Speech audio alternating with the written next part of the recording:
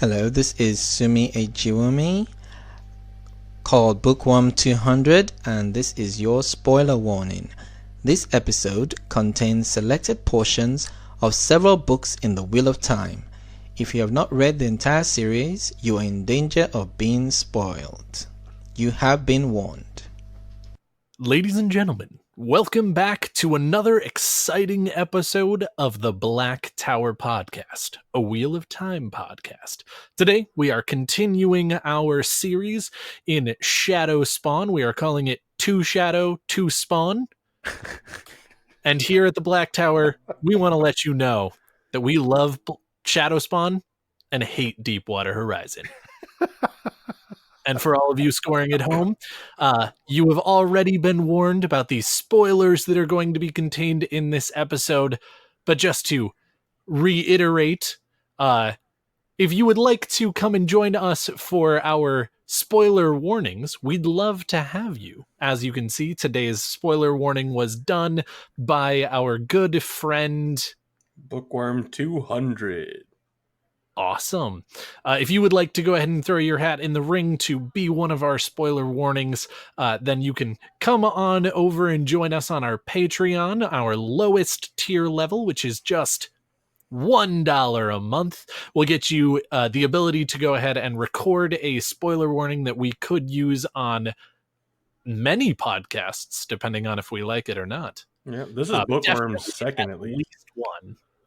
Yeah, this is Bookworm's second time being used for the voice of the spoiler warning, at least. Nice. That is two more times than zero. Just if anybody's so you can come pay us $1 and we will use your voice, so we use ours slightly less. Indeed. And if that's not worth $1, I don't know what is. I'd buy that for $1. Ayo. I mean, I'd hope so. That's what it costs. Well played, here at sir. the Black Tower, we have a sacred, solemn oath that we would never put anything out that we would not buy ourselves. And so all of our Patreon tiers are currently at levels where we would buy them. And in the future, who knows what could go ahead and become more tiers. You'll have to watch and see. But we'd always go ahead and love to have you on for our Patreon subscribers. We love you. We thank you very much to those who are already part of it, as well as anybody in the future who would like to join us. You get access to a wonderful little pre-show that is usually a pretty good time. No, it's always a pretty good time and usually pretty funny. But on to the actual episode. We're glad to have you back here. Hopefully you listened to part 1 of our Shadowspawn series, where we took a little bit of a deep dive into the armies of the dark. And this week we are continuing that series, talking about any and all Shadowspawn that are the main named Shadowspawn that we see somewhat recurring in the books, and that are well known enough for us to dive into. Just in case you didn't hear last episode, I am Daniel. And I am Josh. And I am Andrew. Indeed. And this is And our now you official know who we transition into the topic. Right? Yes. Yes. Let's see. Last week we covered Trollocs. Mm-hmm. Yes. We covered Myrddraal. Mm-hmm. We covered We also covered Zomara. Zomara. And we also covered Kafar and the Forgers. That would be Yes. 100% correcto mundo. And I think we did actually touch on a couple of other things, but we certainly did not do the full deep dive. So today we're going to finish what we started. Because that's the kind of guys we are. Depends on the situation, I suppose. Heyo. We could take it or leave it sometimes. not with the podcast. That's not yeah.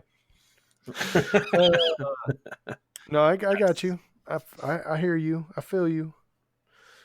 So So, gentlemen, I think today the best shadow spawn to start with would maybe be Darkhounds. What do you think?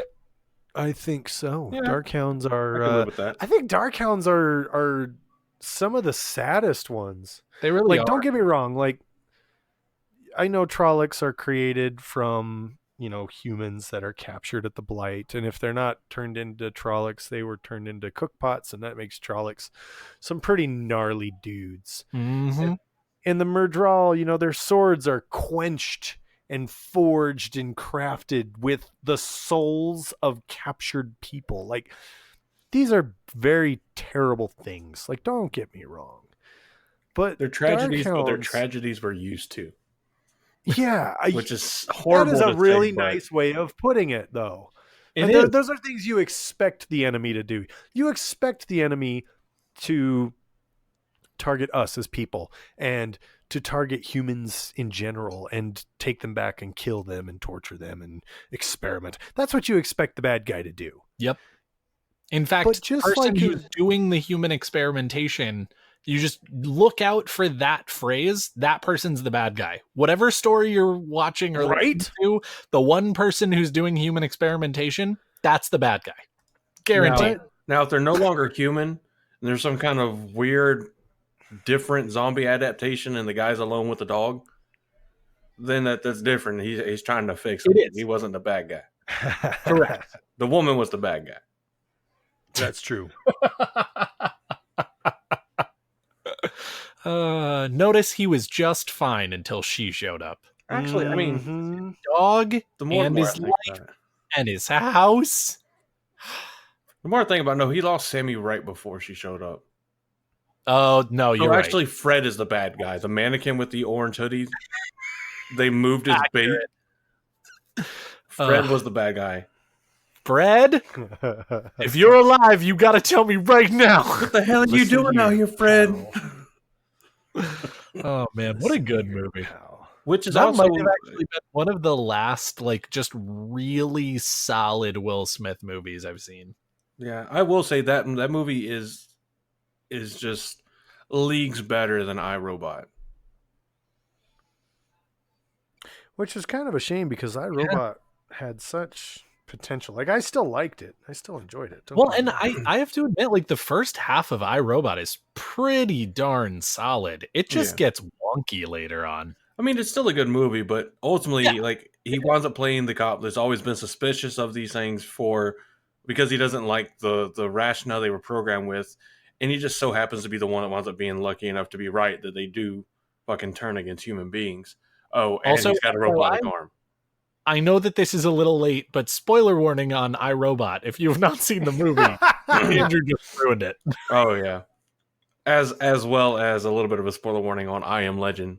But if you haven't watched either one of those movies, like many times, I ask myself, spoilers has gone a while. Well, like many times I ask myself, what the hell are you doing? It's so true, though. If you have to ask yourself in a movie, we wouldn't ask of ourselves. So, what are you doing? and if you're watching a movie and you have to ask yourself, what the hell are they doing? Like, come on, you've lost me. I'm done. I don't know. Be a normal person. What the hell are you doing? Be a normal person. Go and sit in the park and ask what the hell are they doing when you look at all the people. And I don't do that either for that very reason. Yeah. I don't know. I actually love movies that are like that, where you literally don't know until like the last 10 minutes. Well, that's different. What's going on? That's different. What the hell is going on is way different than what the hell are you doing. That's fair. Yeah. That's fair. I will take that. Touche, senor. But anyway, back Darkhounds, to the sadness of Darkhounds. We're also crafted from beings. They were crafted from wolves. Okay, I said it. I didn't want to say it. They were crafted by captured and tortured wolves. And this upsets me tremendously. It does. Because it should. For a number of reasons. First off, it's like John Wick. Don't kill my dog. Don't do it. Or I will John Wick you. and you will not be happy about it. You know, to be fair, the movie Shooter had that first. You don't You're not understand. wrong. These fellas killed my dog. No, I was actually You going to don't. let them go until they killed my dog. Right, though? Yeah. Yeah. So it's sad, but there's a greater depth of sadness here because it shows, I think this is actually one of the more poignant pieces of the story, because it actually shows that the Dark One and the Shadow are attacking everything.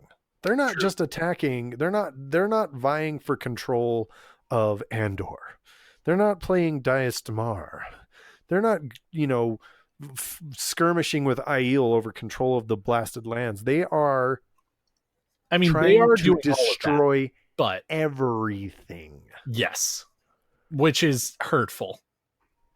Yeah, and they have the Shadow has no qualms about taking everything out and using everything. So in this case, they capture wolves and they torture the wolves, and they, through a series of events, they twist the soul of the wolf, And the worst part is they make another Darkhound do it. Yes. Like, it's literally, we made you from the soul of a wolf, and then you're gonna turn your brothers. Like, how messed up. Oh, but you're not going to remember anything prior in your life. You're never gonna remember that you were a wolf. All you're gonna think is you've been a Darkhound forever. But to make things even sadder, do you remember what the wolves call Darkhounds? I don't. Shadow Brothers. That's right. That's fucking, like, with the backstory of how they're made, that is fucking heartbreaking. It's and the wolves are. You feel like the wolves still sort of consider them. I mean, again, brothers. They call them Shadow Brothers, which is just heart-wrenching. It's heart-wrenching. Really. It's true. But that's one of the things I love about what Wheel of Time has done with kind of one of those, like, stereotypical fantasy tropes about wolves have frequently been seen as something to be feared. Something. I mean, the movie 300. It's a giant wolf that Leonidas kills as a teenager. There's all these movies where it's what was that movie that Liam Neeson did out in the snow with? Was it Liam Neeson? Yeah, out in the snow with all the wolves. Oh, I don't remember the name of the movie. But you know what I'm talking about. That was like his whole job. When they get stranded, and he's like the only one left. Yeah, and he's doing nothing but fighting wolves until finally, like, they kill him. Like, there's so many times that we see in, like, whether it's realistic fiction or fiction or whatever, that wolves are made out to be, this scary, lurking in the shadows, will kill you without reason. But Robert Jordan does something that I find absolutely beautiful, and sees wolves, I think, in a lot of the same ways that, like, the wolf sanctuaries see them. Is that they're just creatures trying to live, trying to abide by their things, and given their own choice, they'd never be around humans. They avoid humans like the plague, and anytime they're around humans is generally because of humans. I mean, in the series, they might do it with Elias and Perrin because the wolf brother telepathy and trying to help out and everything. But they even, I think Elias or Perrin, whenever he's learning the bond between himself and wolves, remarks that, they have no concept really of, like, an actual number count. That they don't really worry about that kind of stuff with humans because they just avoid them. Yep. Right. The two legs. And that's the thing. And that's again, the Shadow isn't just focusing on humans. They're not just interested in wiping out humans. The Shadow is interested in wiping everything out. Not to mention how much the wolves help in Teleron Real. Hoppers. And so, once a wolf is captured and the soul of the wolf has been tortured and twisted, they gain some very wonderful powers. I'm sorry. They have some of my favorite abilities. So they are very fast, of course. They are very strong. They're very large. They are described as being almost the size of small ponies. And so for that, I mean, you imagine a wolf. Wolves are already pretty big. I don't know if you guys have ever seen wolves in real life, but wolves are actually quite huge. They're like human size. And so, yeah. And so, for that reason alone, you've got some pretty impressive stats. Well, then you take that wolf, that powerful animal, increase it up to 250 pounds, make it the size of a horse, and you've got something that is never, ever going to fall down. Like, they're just that awesome. I mean, have you seen the picture that their they have? Their saliva. Have you seen the picture that they have on the wiki page for Shadowspawn? Oh, it's terrible. Yeah. It's this massive dog that makes the deer look small, and he's like literally killed a doe. Yes. Yeah, it's terrifying. Their saliva is poisonous and corrosive. So you've got a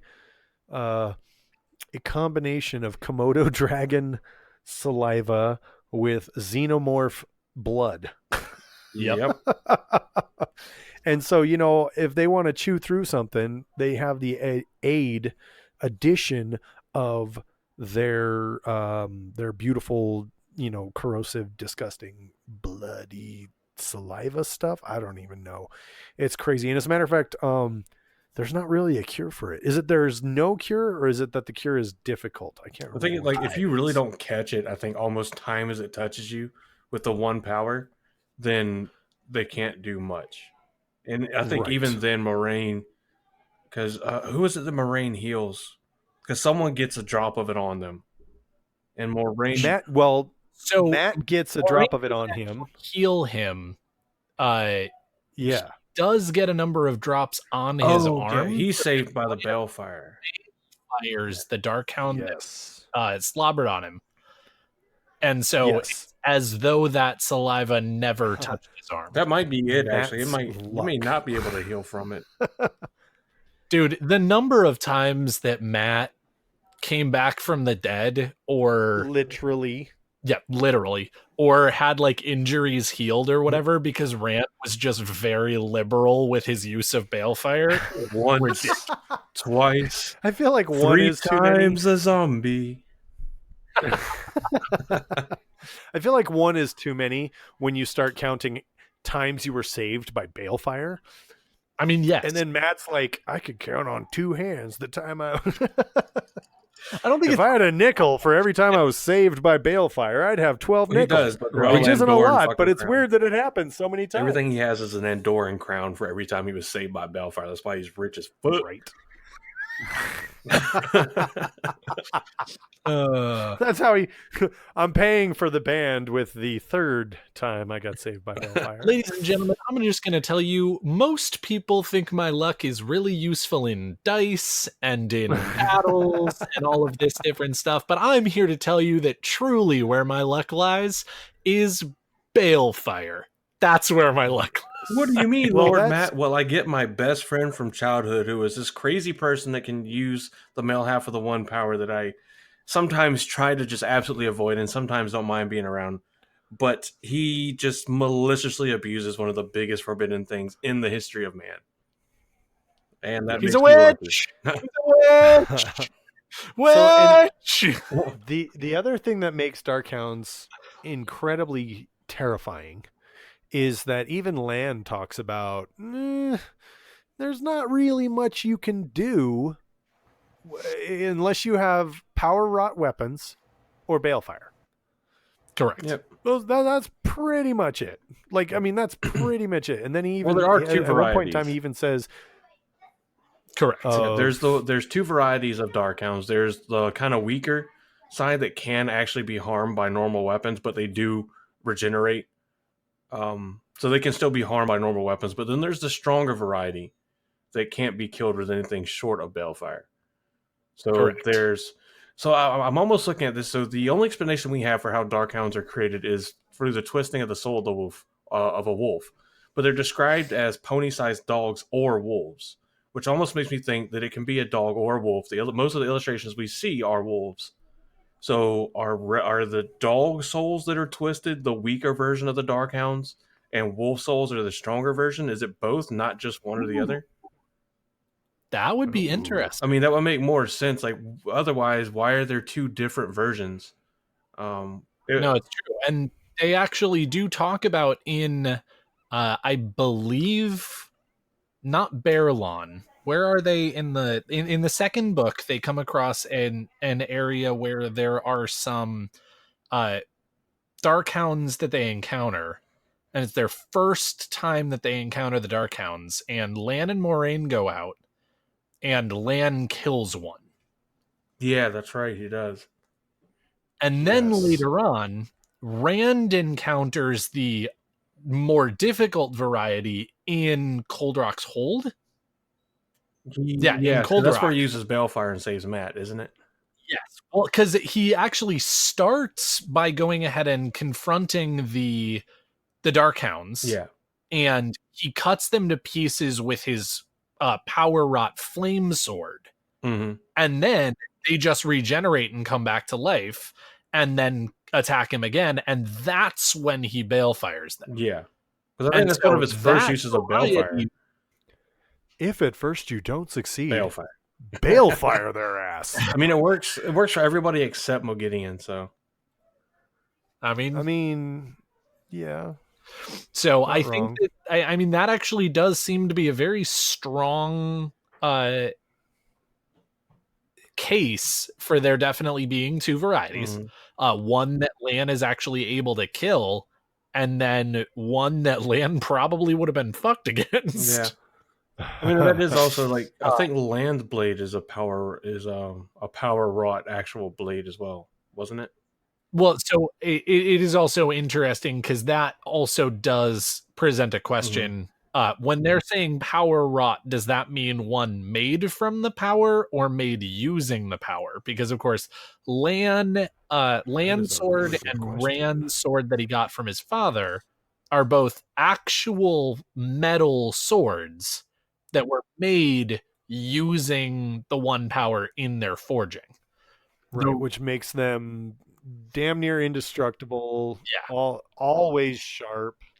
Now, the one that Rand originally uses against sort of the more intense variety of Darkhounds is a sword made of flame that is made entirely out of the one power. Yeah. Well, I think the series traditionally that's his weapon of choice. The series traditionally calls Matt's Ashandre Land Sword, Rand Sword power wrought weapons.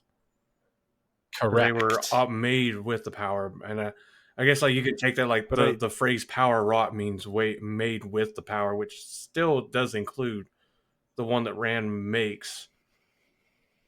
I don't really know a way to but it's vocabularily distinguish them. Well, it'd be, the difference between power being used in the process and power being used as the process. Mm-hmm. Right. Because I think they also refer to Rand's flaming sword as a power wrought sword. I mean, technically they're not wrong because it is made using the power. You're right. Correct. It's just not. So that's it's just not. It has no permanence. It like if he drops it, he doesn't use it. So correct. Maybe that means that there's a link between how he forms the blade with the power and how they use the one power to form, the regular blades for people that can't use the one power or want tangible blades that don't wink out whenever you stop concentrating. Well, it's also interesting that it might actually have to do with the process of creating them, because of course, if they introduce the power into a, metal sword, and part of the reason for that and part of the sort of utility of that is that it is specifically more damaging to Shadowspawn, for example, then that would, I think, be distinctly different than Rand's sword, which doesn't seem to have any sort of additional requirement on it. It's just a sword made of flame that is created using the one power. Yeah. So it is kind of the difference between, like in D&D, the flame or the artifact flame sword +1 that gives just magical damage or the artifact sword +1 that does extra damage to Shadowspawn. Yeah. So who knows? It's hard to say. Who knows? It is also true that we also have this tiny little thing that's interesting where it does actually seem like in the first 2 books, Robert Jordan was really finding his footing and figuring out the utility of all of the different things in the series. And so it's possible that the first time that they talk about the Darkhounds, he was not 100% sure how they worked. Like he hadn't hammered all those details out. And that by the time they show up in Cold Rock's Hold, he did. Because we never actually see them work any differently than they did in Cold Rock's Hold any later in the series. That is how they work for the rest of the books. That's true. So it could be that it's Robert Jordan finalizing his stance on Darkhounds and what does and does not affect them. Or it could be that seeing the absolute futility of sending the weaker version of Darkhounds against Rand and his, any character that we see really, is ultimately futile. Correct. So they only send the stronger.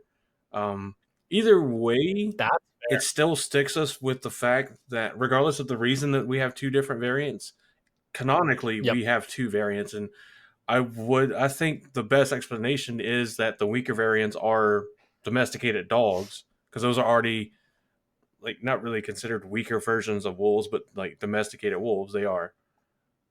So I'm pretty sure that wolves would consider them weaker. I know wolves, but I'm trying. I don't want to. I have dogs that I love, and I don't want to think of them as weaker, but I know they are. Don't get me wrong. No, that's true. Right. I don't know why I was attempting to be PC for absolutely no fucking reason. Anyway, PC about dogs being weaker than wolves. To be sensitive to the dog. I don't want to offend dogs. I don't give a shit about offending people, but I can't offend the dogs. That's true. You have an excellent point there. No, and which is why we led off with this whole thing about how Darkhounds are so much worse because let's be honest. I mean, if the Shadow just wanted to go ahead and kill people, I feel like on some level that would be fine because people are awful. But well, again, we expect that. Honestly, there was a tweet that I saw not too awful long ago that was like, okay, let's be clear. The Grinch didn't hate Christmas. The Grinch hated people. It's true, though. Behind that. Yeah. So, but just imagine, like, have you ever played, like, remember the Call of Duty games where you had to fight it, like, they would call in attack dogs? Oh, yeah. I don't know if it was just me, but if I heard dogs incoming, I was instantly terrified. Now let's make them, like, let's make them the Superman of dogs. Let's make them crypto. Almost. Minus the flight. Right, though? And the laser vision, I guess. Except that, like, evil crypto. Evil so they're like... the anti-crypto. Basically, let's get Homelander as a dog. And that's JC. I mean, it's terrifying. Like, the scene I always remember when we're talking about Darkhounds is it in book 3? I think when Rand runs away, they're camping out basically like that crater, and Rand runs away after the massive Trolloc attack. Yes, and that is and they spend like 98% of the series trying to catch back up to him. And Rand is like hiding underneath a fucking tree in the middle of a pouring storm being chased by Darkhounds. Yep. Yes. Well, and that was one of the things that saved him was because of the rain. Yep. Because that is one of their only weaknesses. They will not actually give up in the rain on getting to their quarry, but it does definitely slow them down. It is a little sort of Nazgul-y in terms of the fact that, again, like if you put a river between you and the Nazgul, they can still ford it. They can still figure it out, but they also hesitate a lot to go ahead and go over it. Like it. It's just like the Trollocs. The Trollocs don't want to go in water, but driven by Murdraw, they will. The Darkhounds they feel more compelled to chase their prey than to avoid the rain. Correct. There's one thing we haven't talked about thus far yet. I know we're probably about to get to it anyway. Is the difficulty that if for some reason you got hit in the head with a rock and suffered brain damage and wanted to track down Darkhounds. It's not as easy as it sounds because they don't leave footprints in anything at all except for stone. It's like, excuse me, the fuck? Darkhound steps. They'll be padding along across dirt, across, roots and grass and fields and all kinds of stuff. Not a single footprint. The second they hit some stone, though, it just burns right into along the with stone. apparently a trace scent of sulfur. Why you are a little bit more safe in some ways from Darkhounds in cities, because they actually pave streets and have foundations and whatnot. Though at the same time, if you're in a city and you find a Darkhound print, you're probably already dead from the Darkhounds that are looking for you. It's true. I mean, they are not anything to it makes it even more Correct. interesting because I don't think it's ever explained exactly how Moraine was able to conclude that while in Tyr that it was Samael that was sending Darkhounds. It was while they were in Tyr. It doesn't really It doesn't explain how, but she's like, the Darkhounds belong to Samael. We've got to go. He rules Anilian. And it's like, I thought, I always just kind of guessed that was like, mysterious Aes Sedai ways of tracking the residual magic. And by the way, the plot needs us to attack Samael next. So you know what? I actually think it is. It's when they don't. Darkhounds are made. It's like a painter. Mm-hmm. They just go ahead and add a little signature on the foot of the Darkhound. We looked on the bottom of this one's paw. It clearly says Samael. Yep. So when she looks at the track in the stone, when they show everybody else that there's a Darkhound that's there, you see a little like S. Just in it's got a little footpad. It's got a little tag on it from Agenor to Samael. Best wishes, Agenor. Dear Samael, I heard you were going up against the dragon. You may it's dangerous to go. Love. It's dangerous to go alone. Oh my God! Love Agenor. XXOO. BT Dubs, kill yourself because I hate you. Oh, by the way, I might have told them to attack you. Just something to keep Hashtag sorry, not sorry. Hashtag get wrecked. Oh my God. But yeah, anyway, I think, to me, if I had to put myself in the situation where I'm facing any number or any one of the Shadowspawn, this is the one that I would be the absolute most terrified to face. Interesting. The Darkhounds to me would be. Because I have to admit, I don't agree just based on the fact that Zomara exist, but at the same time, close second, Darkhounds. Yeah.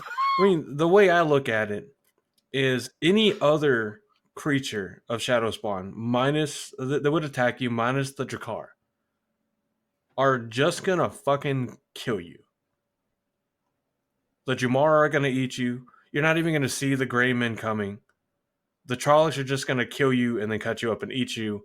The Murdral might toy with you slightly, but ultimately they're gonna kill you with a tainted blade. So either way, they're just going to attack you and kill you, which arguably the Darkhounds are. But maybe I have like some deep-seated aversion, fear to attack by canine. It's fair. Also, just imagining, like, I will admit that it is very true that Darkhound comes and tries to kill you.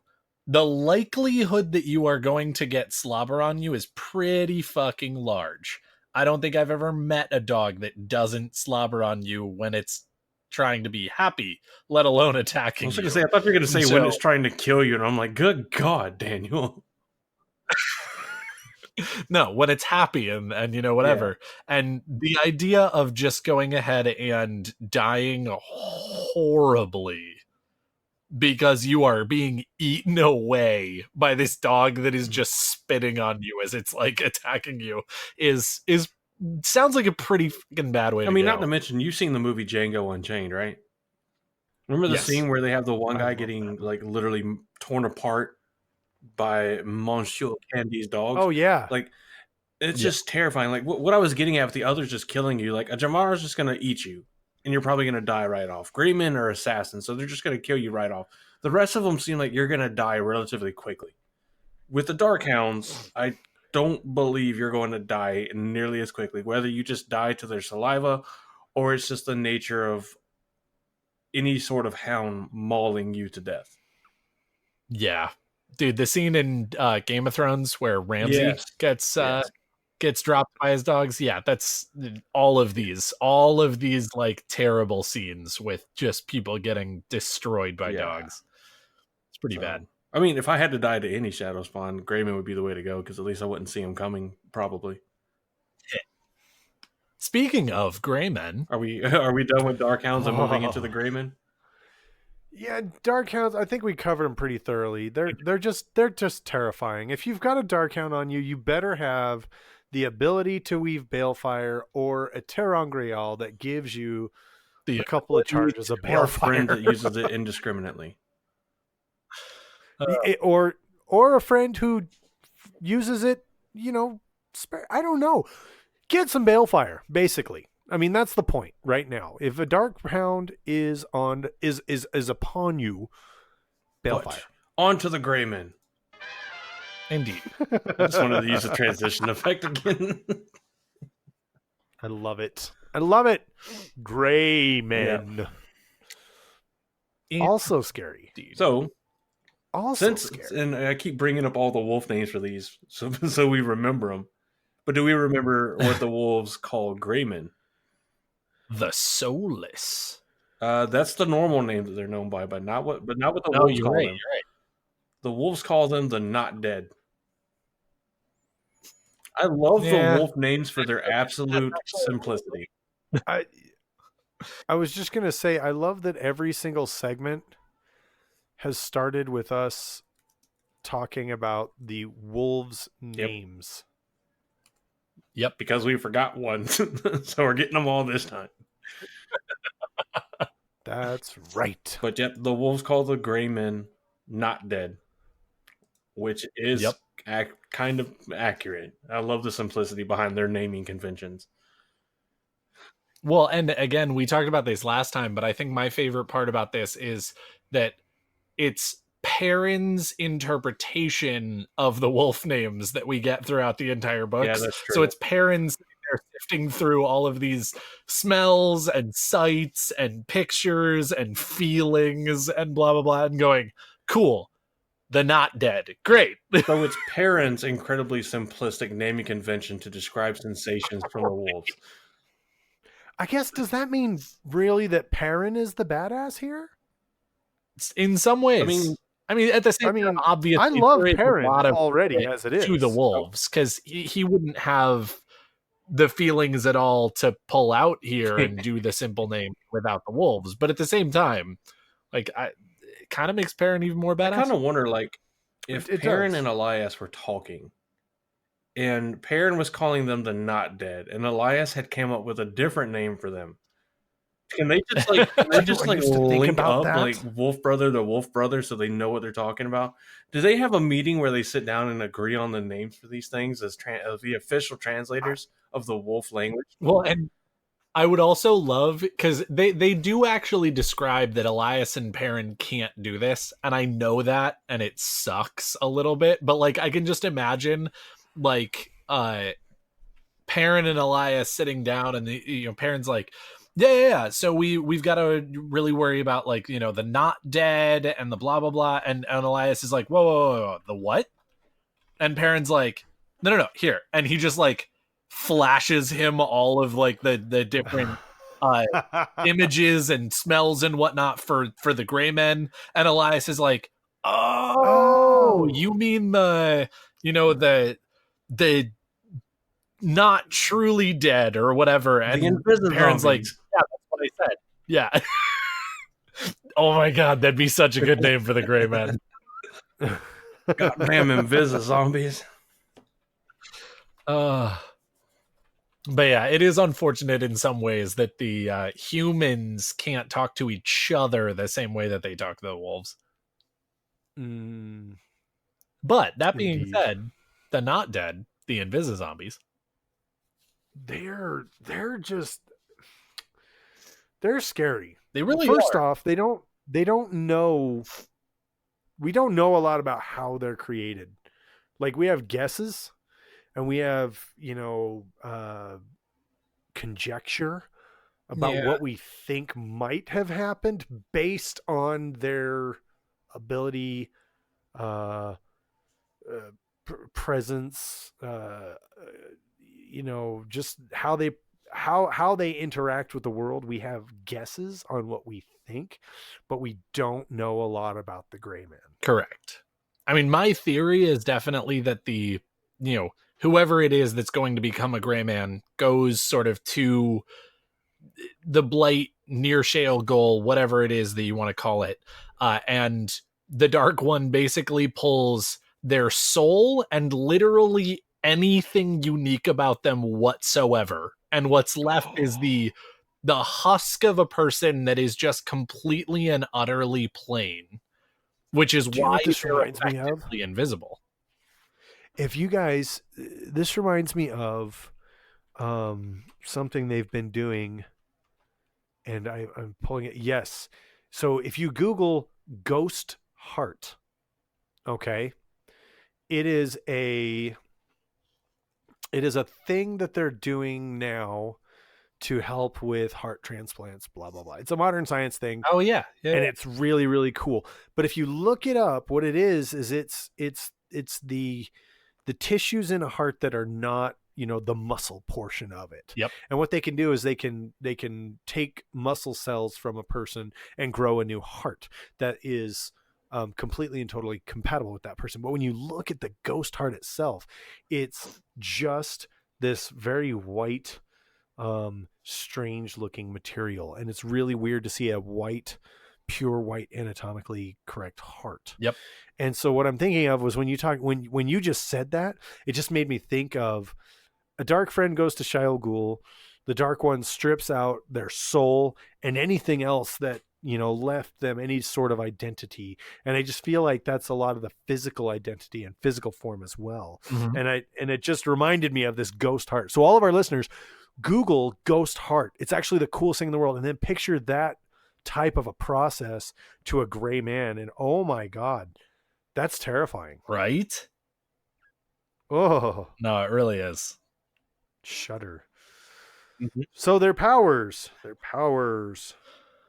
Well, because they have had literally every single interesting, unique, or noticeable piece of them stripped away along with their soul, they make excellent assassins, because while they are not actually invisible, literally everyone's eyes just skim right over them.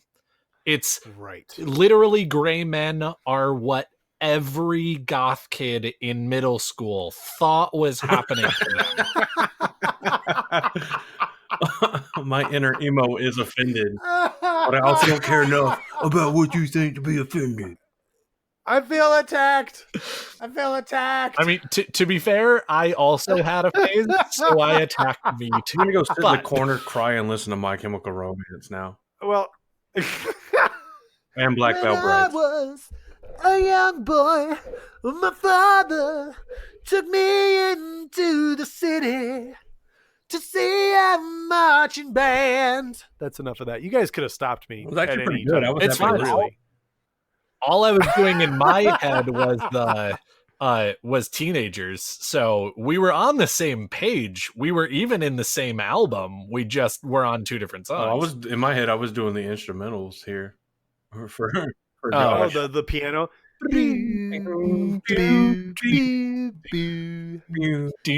When I was a dark friend, my father took me to Shia Ghul to meet the Dark One, and I think He said he say took I'm a me great. into a cave so and stripped me of all of my identity and everything else too. Then you can, we can go on from there. I was fully expecting you to say like 2Shadow2Spawn to turn me into a gray man. Is what I would fully expected. I liked it. That good. was Good. nice. To turn me into a gray man. I'll just edit it it works. in. Fix that in post, please. Guys, that's a wrap. Cut it. Coming, Send it off to the editors. Cut, print, take the cake, moving on.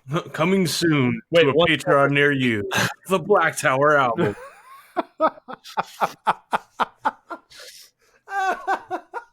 Black Tower Karaoke Night, brought to you by Mazrim Tame. You're only allowed to sing emo songs. I still can't get over the image of like Mazra, like Only tequila. Only one song per customer. No entry required. Mazrim Time also takes the possibility of taking your soul and all your uniqueness when he turns over to the shadow. Yeah. If there are 13 seats on one side of the room and 13 seats on the other side of the room, you did not get invited to the karaoke party. Run. I still can't get over the image of like just walking through the Black Tower and all you hear is like, and then just Master Tame's walking around pissed off and just very quietly, tequila. Tequila. Who was that? Who was that was doing that? That was funny as hell. Mac, I think. He's the one that like Jack. Hey, Smack. Yep, Smack You're awesome. 5075. Indeed. Smack 5075 in the Discord. Shout out to you. Jinx, you owe me a Terran Grial. Oh shit. Oh, also, before we forget, now that we're mentioning other people and whatnot, we definitely want to give a huge shout out to Androl, who was the first person to comment on our Twitter Page boy. Whoop, whoop. last week's movie quote, which as a reminder was, "I am the greatest swordsman who ever lived," which he accurately said was from the movie Willow, said by Val Kilmer. Also a shout out to Arcanus, Modigan, because he actually did get it first, but he does not have a Twitter. He did it on Discord, so definitely shout out to you because you did actually get it correct. But unfortunately, you do just get an honorable mention, get a Twitter. That's where the contest is. While we're doing shout outs, there's another to be done. Another individual who does not have a Twitter, or at least not one they wanted to share with us, which is fine, whatever. But again, on our Discord, Boydoc, Boydok, Boydoc. I'm just going to assume Boydoc, which the more I say it, the more my childish mind wants to make. Anyway, gave us the idea for the first episode. You having trouble there, buddy? Yeah, I stopped myself from saying stuff I shouldn't say. But it was Boydoc that had the idea of naming the first Shadowspawn episode, Our Orcs Are Different, which was a reference to an article about TV tropes that was titled Our Elves Are Better. Yep. So this is a person of culture and quality that not only has a great idea, but will also say, I'm referencing this thing, and also here's a link to this. Because I think the actual title is Our Elves Are Better, aka Our Elves Are Different. Yep. It's and I love making clever references like that. That's By the way, I just saw the Ghost Heart and interesting. Right though, right? That's a gray man. That's the heart of a gray man. It really is. The same effect that's on a warder's cloak being on Grayman, to the extent of if you don't focus on it, your eyes just tend to slip past it. Yeah. I feel like that's a good description of the phenomenon, even though, of course, it is described more like the gray men are the ghost heart. But again, I could say exact same phenomenon where you just literally don't see them at all. They're not actually invisible, but your eye just slips past them so quickly that your brain does not have time to figure out that there's a person there. It's a person that you can't see unless you already know they're there. Yep. But they're also got a scary laundry list of powers. Not only are they damn near invisible, they're also very, very good with a blade. Yes. Very quick. And if you stab a gray man, it does not matter. They're already dead. So they will continue to come at you, even if you stab them. They're dead, but they're not quite dead. They're dead, but they're not. They're just not convinced they're dead yet. I think you have to convince the gray man that they're already dead. They're just not convinced yet. Like, the Dark One literally pulled away their ability to perceive things, and so they're actually dead, but they're just not convinced of it yet. They're just like, no, I think you're wrong. 'Tis but a scratch. No, it isn't. Yep. Oh, wait. Your arm's off. No, it isn't.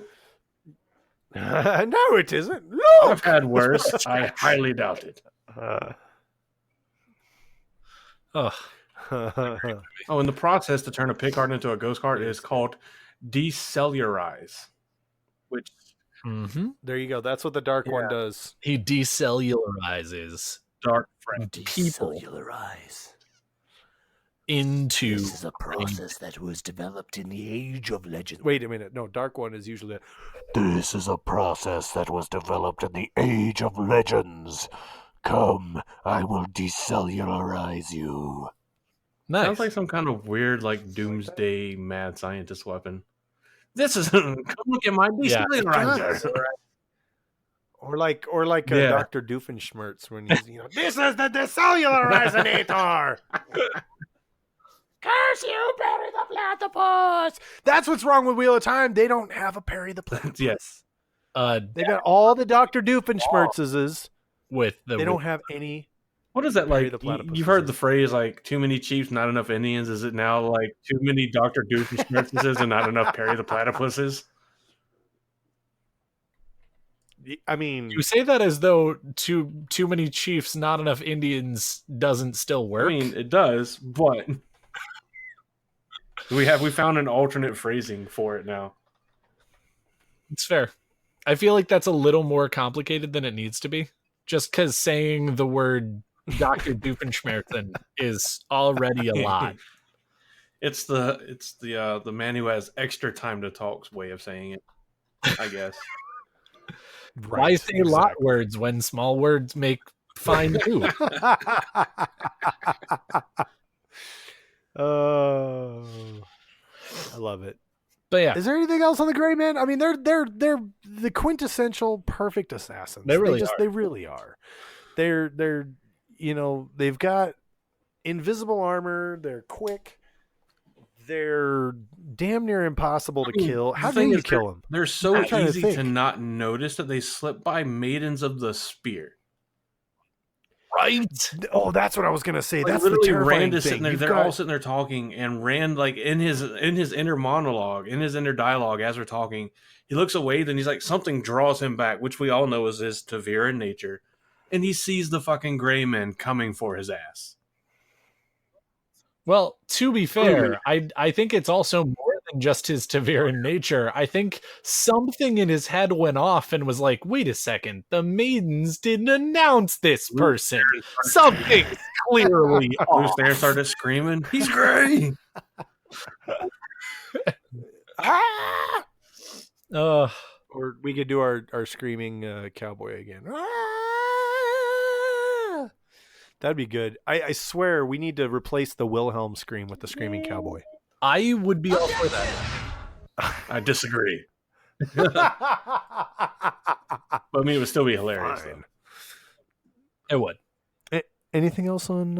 I think that's about it. Nah, I think anything else? Gray Man going once. Gray Man going twice. But sold. Scarier than a Gray Man, ladies and gentlemen. The only thing that actually really scares me more than a Gray Man, my mother, that is also humanoid, is Gholam. I know where you're going. Gholam.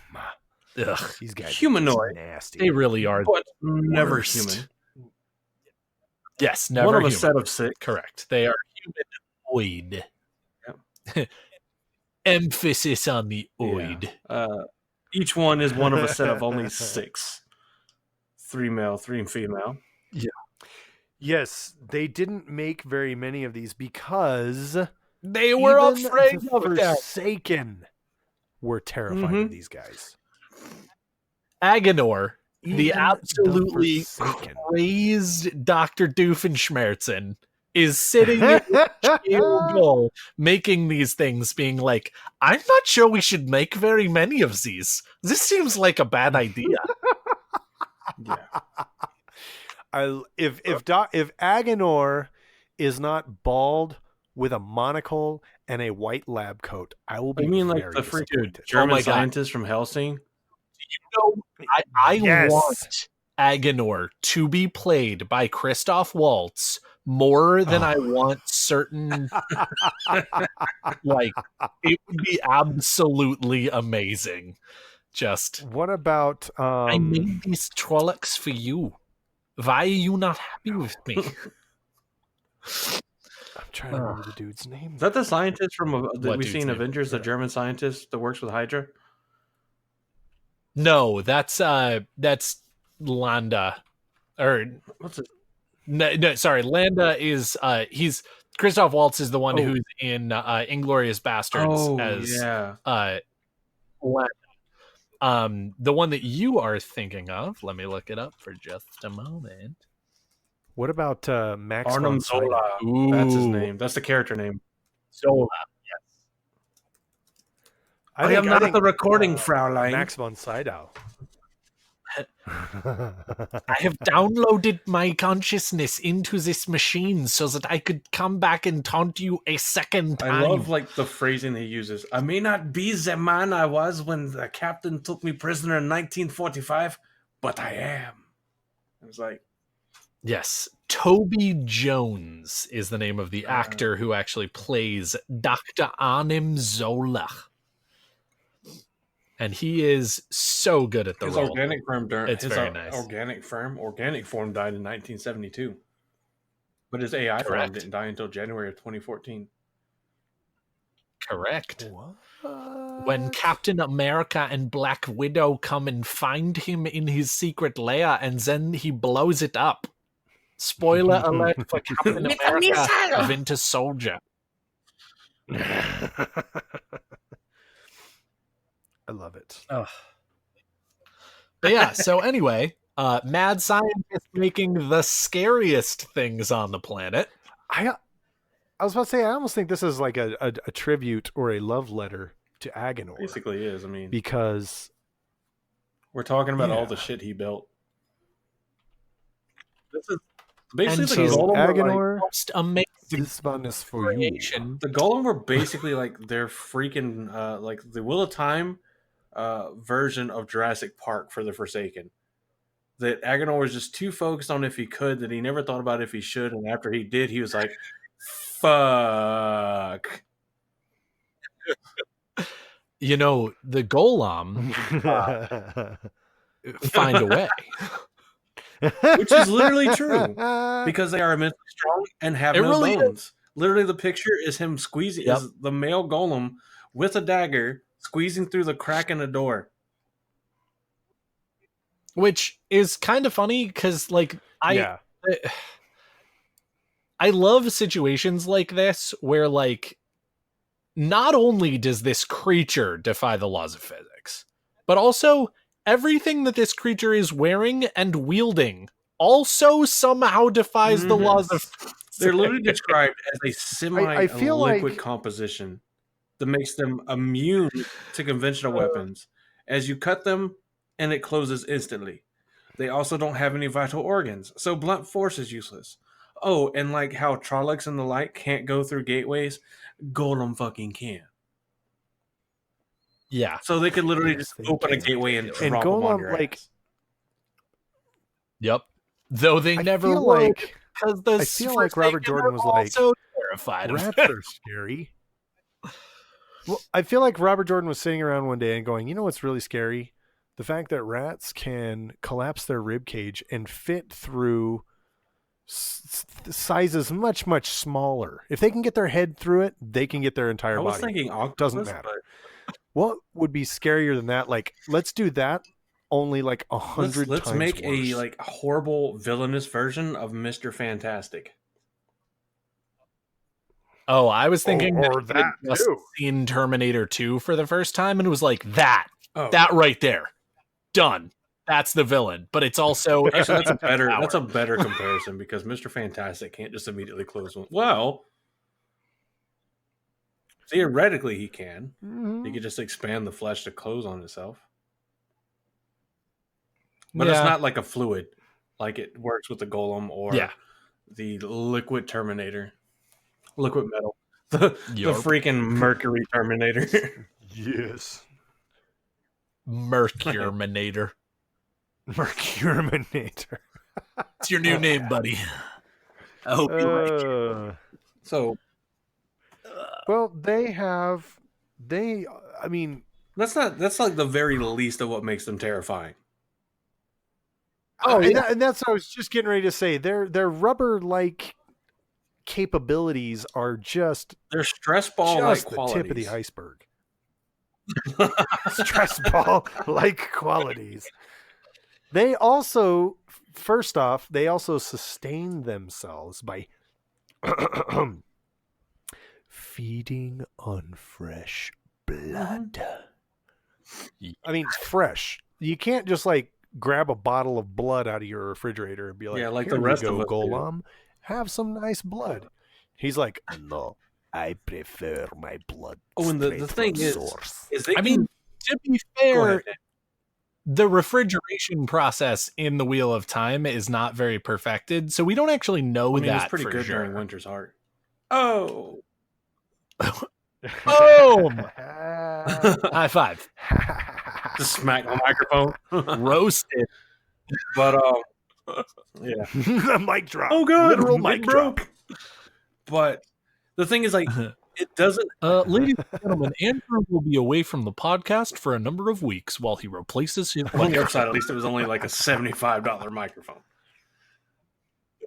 But anyway, Yeah, so it's not Sorry. just like it can be any fresh blood, but the golems expressly prefer human blood, saying that it has the sweetest flavor.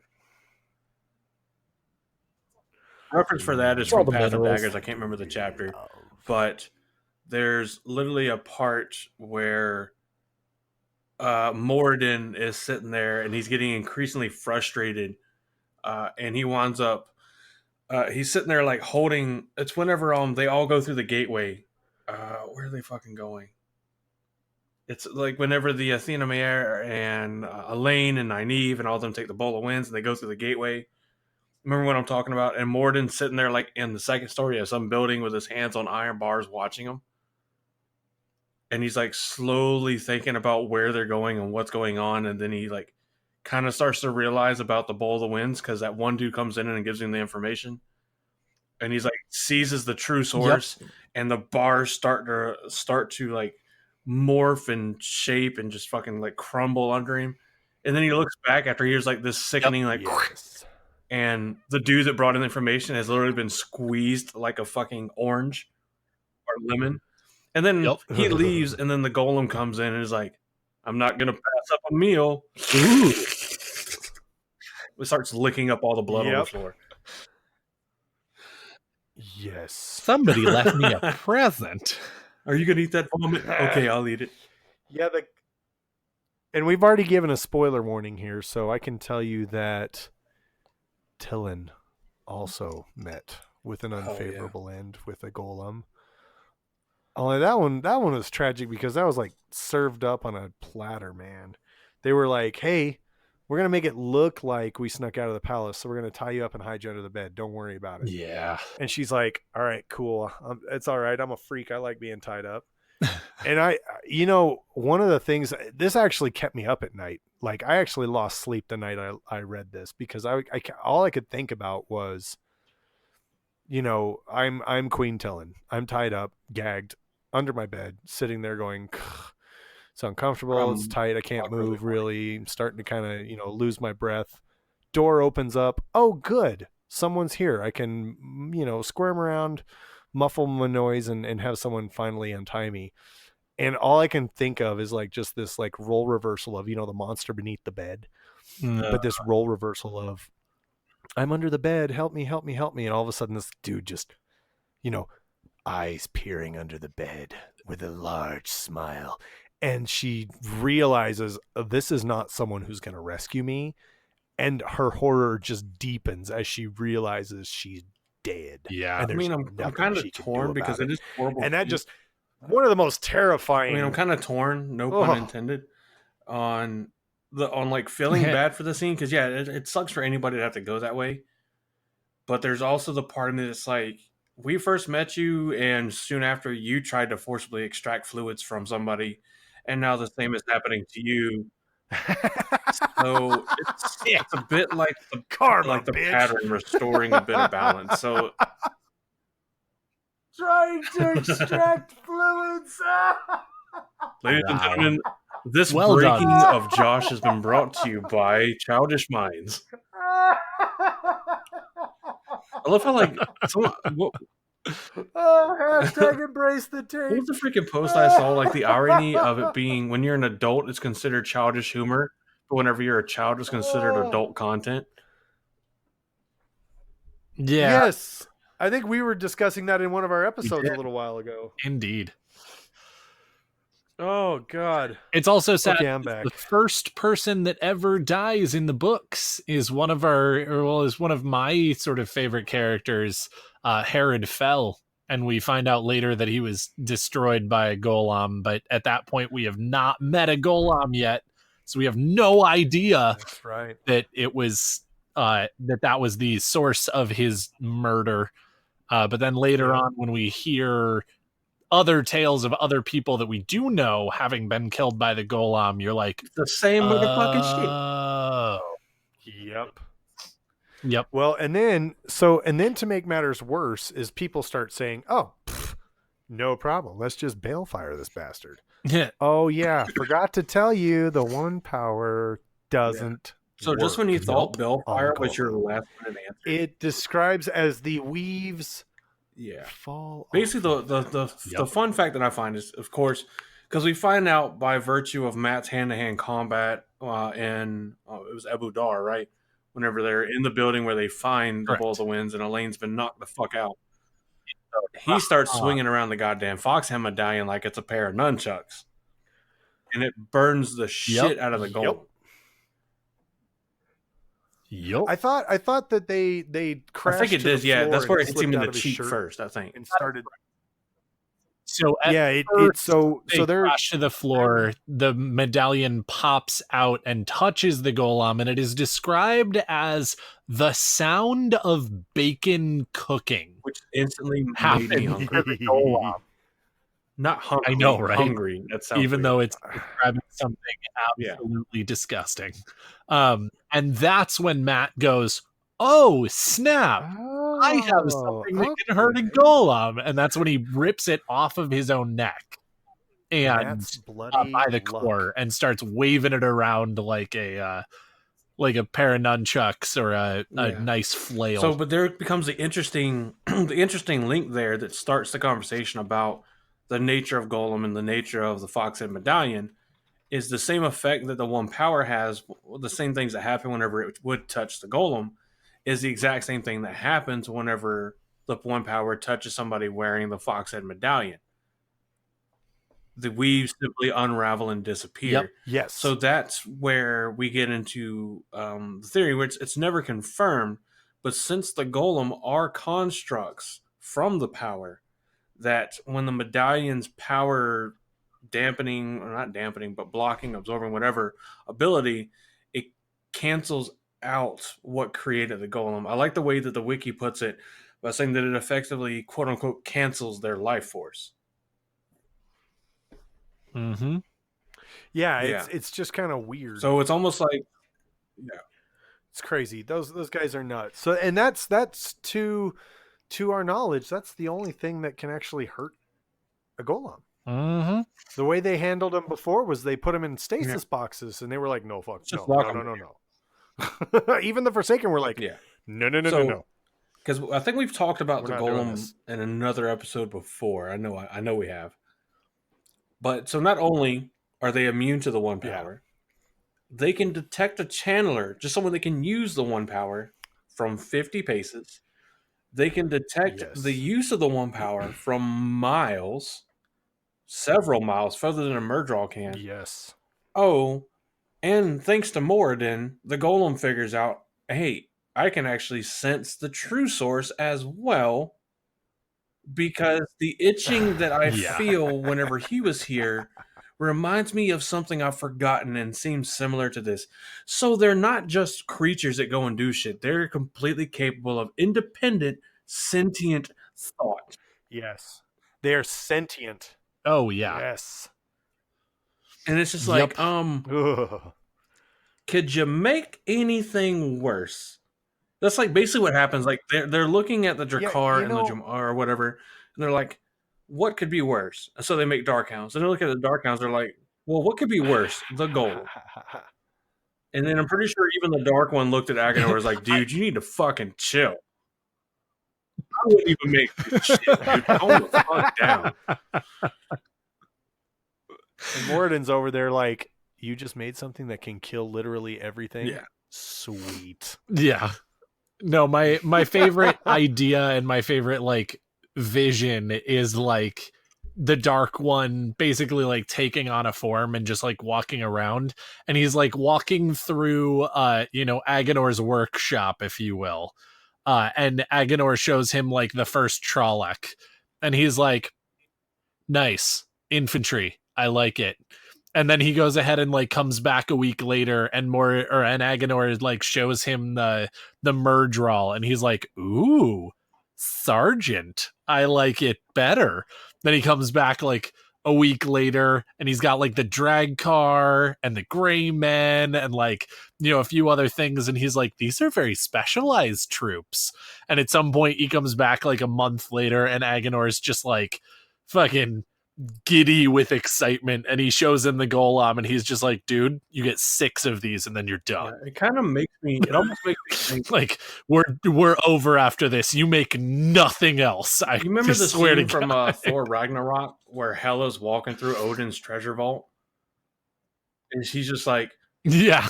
fake, useless, Fake. weak. She gets to the freaking Golem. That's not bad. Ooh, that's So interesting. it gets to the Draghkar or the Darkhounds, like, that's not bad. And it's like, do you want to see real power? Breaks the floor and finds the Golem. Oh God. It would be amazing if there was just an homage to that scene somewhere in the Wheel of Time. I would love it. You know what? It's not going to be in the actual series, but when they start doing their spin-offs and it's like the wacky adventures of Aganor, that's when we're going to get it. I'm sorry, just by talking about this and looking at this.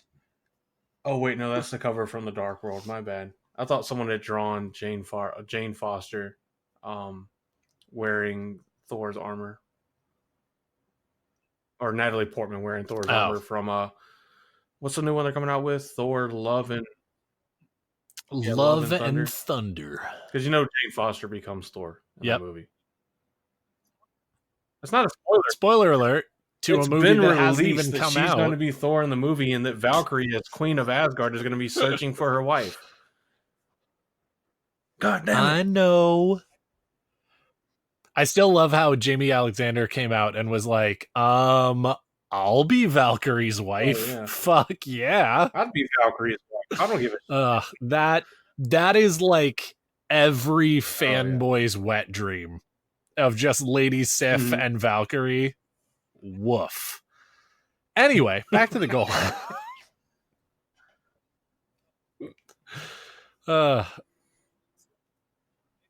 So, interestingly, Josh has been talking here, and we have not heard any of him. I'm sorry, I'm here. Oh, you I haven't step away been for a moment, but I am here. So, Okay, this cool. whole time I'm sitting there like, thankfully, I've never been caught stepping away for a moment. What? Oh, dude, I can't say I do it all the time, but I do it like 2 or 3 times. I came back right as you were calling me out. Really? Close. Damn. Apparently.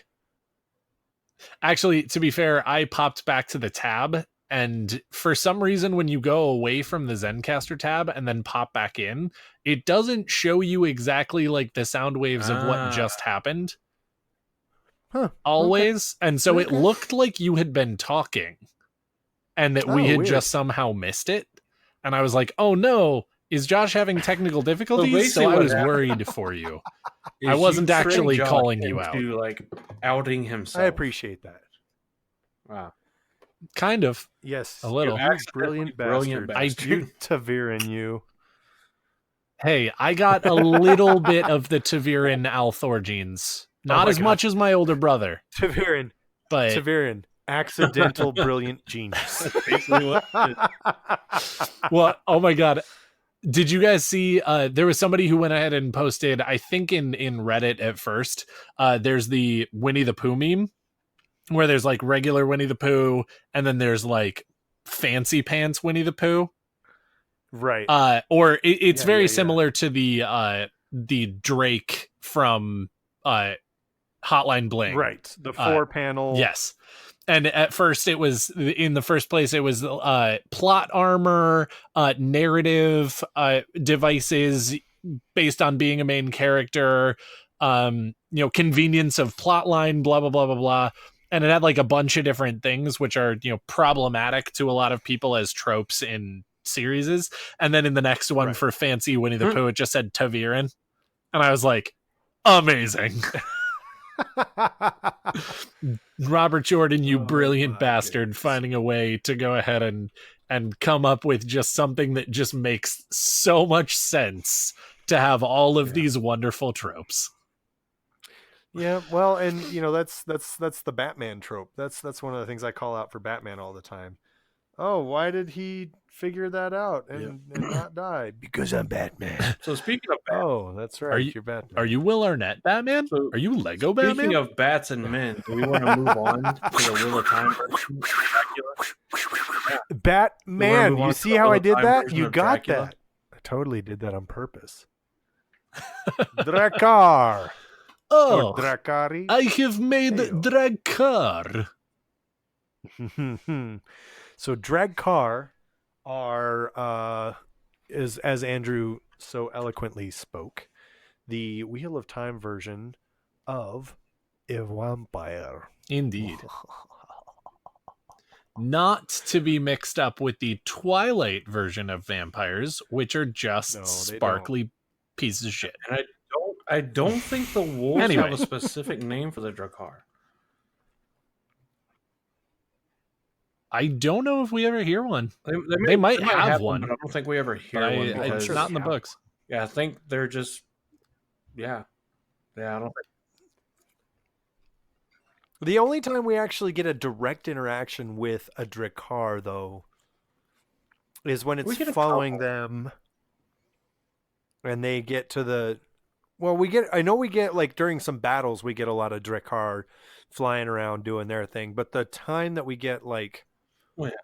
Or I guess maybe it's the first time we get it. The first time we get it is in the Eye of the World, where it is following them from Emmons Field. Then there's the one that come directly. Then the next one is the terrifying one, where they actually have a moment with the Draghkar, which is the two sisters who live out in the countryside that Moraine visits to get more information about the dragon. And then when she leaves, they have a run-in with the Draghkar. And their warders take it out. But it takes one... If I remember correctly, it takes one of the warders. Or one of the sisters? I don't remember which one. I know that one of them did not make it. And that's what alerts the warder to its presence. But there's also where the Draghkar show up and try to get Rand as well, I believe, in Cold Rock. Oh, yeah. Because that's where Rand and burns Avienda the fuck out of him. And leaves them smoldering. Well, and then Avienda does the same thing to the other one that's coming up behind him. And he's like, bitch, you're just trying to burn me. And she's like, shut up, you have toe. And then stalks Did I Gives in to stutter, motherfucker? Or the chief. Ugh. I'm tired of all these motherfucking Draghkar and this motherfucking cabin. Sure. But because I know I was Snakes on a plane reference. No, it's cool. It was a little obscure. It was super obscure. I don't think anybody's ever heard that line. Also, it is one of the most, along with Luke, I am your father, which is misquoted. Because the line is actually, Yes. no, Yes. I am your father. Yep. And then the response is also misquoted as well. The response is, no, that's impossible. That's not possible. Yep. This is also one of the most misquoted lines because it is not, I'm sick of these motherfucking snakes on this motherfucking place. It is, that's it. I have had it with these motherfucking snakes on this motherfucking plane. Well, I've had it with these motherfucking Draghkar. They're crazy. They are. They are actually very vampiric in a sense that they have very like seductive powers, like sirens luring their prey. You know what's really funny? This picture that they have by Ariel Burgess as the official Wheel of Time artist on the wiki, the first one, actually reminds me so much of the cartoon Gargoyles from the 90s. It literally just that was looks a great cartoon. like it could be one of the Gargoyles from that show. That's a great cartoon. It is. It's a great cartoon. And you're right. I agree entirely. Which I love as like a thing that like that is actually what I thought of. Like Gargoyles, the show is kind of what I thought of when I thought of Draghkar. So well done, Ariel Burgess. Yeah. Well, now the fun thing about Draghkar is they actually don't have a lot of like combat super abilities. Correct. Like the other Shadowspawn do. They've got their abilities lie elsewhere. Yeah, they're yeah. Why don't you come up and see me sometime? Yeah, that's right. So they're seductive powers, Yep. and then they offer. Yeah, they a pretty little much rank kiss as the of Dark life. One's Only it's not a lieutenants. kiss of life. Yeah. Weird. Which is interesting because I feel like they're yeah. more like scout troops and sort of maybe not quite as good assassins as like the Gray Men, because you definitely see them coming more and have a little bit more time to react. But once you're within their song, it's like a siren song perimeter, if you will, essentially you're the siren song but for Shadowspawn. You know, or the song of mermaids, or I think it was sirens even then. I think at sea it's mermaids that can lull you down into water to come and see them with their beauty and their song, and then on land you have the legend of sirens that sound utterly beautiful until you're right by them, and they screech like a fucking banshee at you. Or I guess technically that's banshee, but you know what I'm saying. Yeah. Yep. Right. This also reminds me very Draghkar much, and obviously this postdates the Draghkar originally appearing in the Wheel of Time, but and they're very Dementor as well with their kiss. Are. And I almost wonder if J.K. Rowling's if they didn't inspire some of the. I mean, there's a lot of ideas that are J.K. Rowling. It's possible. What's that? I mean, like that idea is. That idea is such a terrifying idea of just like the soul leaving the body through the mouth that I certainly don't think that J.K. Rowling, either stole it or was even necessarily inspired. It's very possible that she's never actually read the Wheel of Time. It's similar. I hope that she has. The Dementors, because they're suck so out good. Your soul, and then you exist as a husk until your life force fades. Whereas the Draghkar sucks out your soul, correct, and then sucks away your life. You're still alive. It's like, I'm going to steal everything that makes you you. Correct. And then once you're nothing but a husk, I'm going to take the life force keeping the husk alive. Which begs the question, does that mean you have a true death? Or are you like trapped where you don't actually go into the afterlife? But then again, knows? the Dark One claims that is a dominion good over all question. death. So that means the people that get attached to the pattern have to die under the protection of the creator. Otherwise, the Dark One would just grab them, and Brigitte would be some kind of like ultra powerful Murdraw archer. Which is terrifying to think of. Could you imagine a Murdraw archer? Yeah. I mean, that's like, Oh, that'd be terrible. like Slayer, but why you got to do mixed this with a bit of Shadar Haran. No, that actually really throws out a very interesting archer-based Murdraw thought. Yeah, how come though? There should be like. I think it has to do with their weapons, though. Oh yeah, because there's nothing saying that you can't specific weapons. Yeah. So if the if the tank that they get by the way that the blades are manufactured in Thakandar, how come that can't be done? I mean, theoretically, you should be able to do that to a batch of iron or steel, or pick a metal, and then transform that metal into arrowheads. It should carry the same. Yeah, I think it might just have to. I mean, like, first of all, it just has to do with the fact that that's terrifying and it's a little too OP. And B, I actually do think that does make a little bit of sense as far as what's the best way to go ahead and use our resources.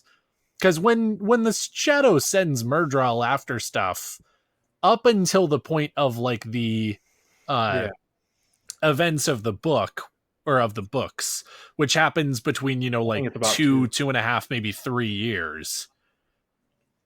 Yeah. They don't really have that much time to react. Before then, if they send a Murdraw at something, it dies. Like, right. So they don't have that much experience with sending Murdraw at stuff that can just then kill the Murdraw.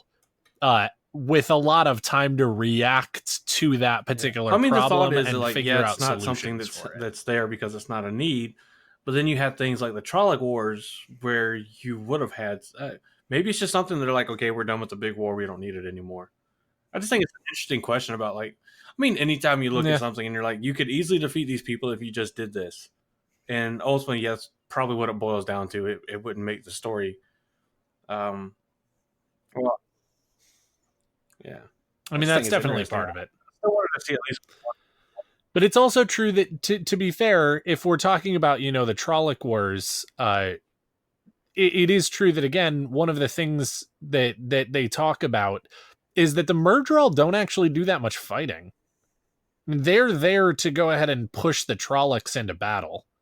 They're not necessarily there to do a lot of damage, because the Shadow doesn't give a shit about the Trollocs. They'll just throw Trollocs at a problem until it goes away. Which, that's the cheap and easy infantry. So it does make a little bit of sense that they kind of just said, okay, cool. So the Murdraw are there to exist as, captains of the army. We don't actually need them to be that involved in the fighting. We just need them to push Trollocs on the problems. Answer to war is World War II Russia. Okay. Yep. We will run out of. I think that's they will run out of human lives before we run out of Trollocs. Yeah. But anyway, back to the Draghkar, I guess.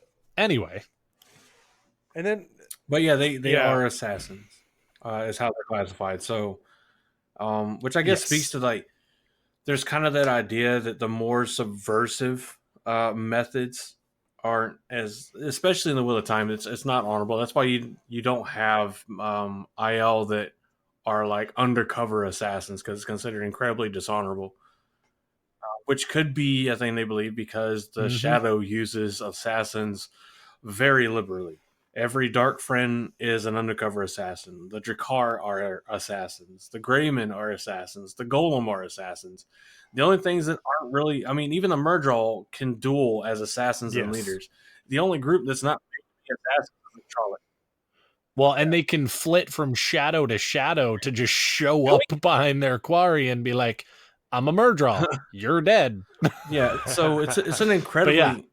And there's many things you can try to draw from that. The innate, like the IL talk about the innate cowardice and dishonor behind being an assassin being something that links up very closely with the shadow. I mean, obviously the overall feel for the age in which we get to read, the age and the events with Rand and Navi and everybody else takes place that we read, is that, well, they're going to be triumphant because the good is noble, the good is doing the right thing. And I think every Wheel of Time fan that understands how time works and the ages pass knows that ultimately there has to be a day where they fail and the shadow wins, just by the way that it's written, which is equally terrifying for their world. Thankfully, it's not ours. Hopefully.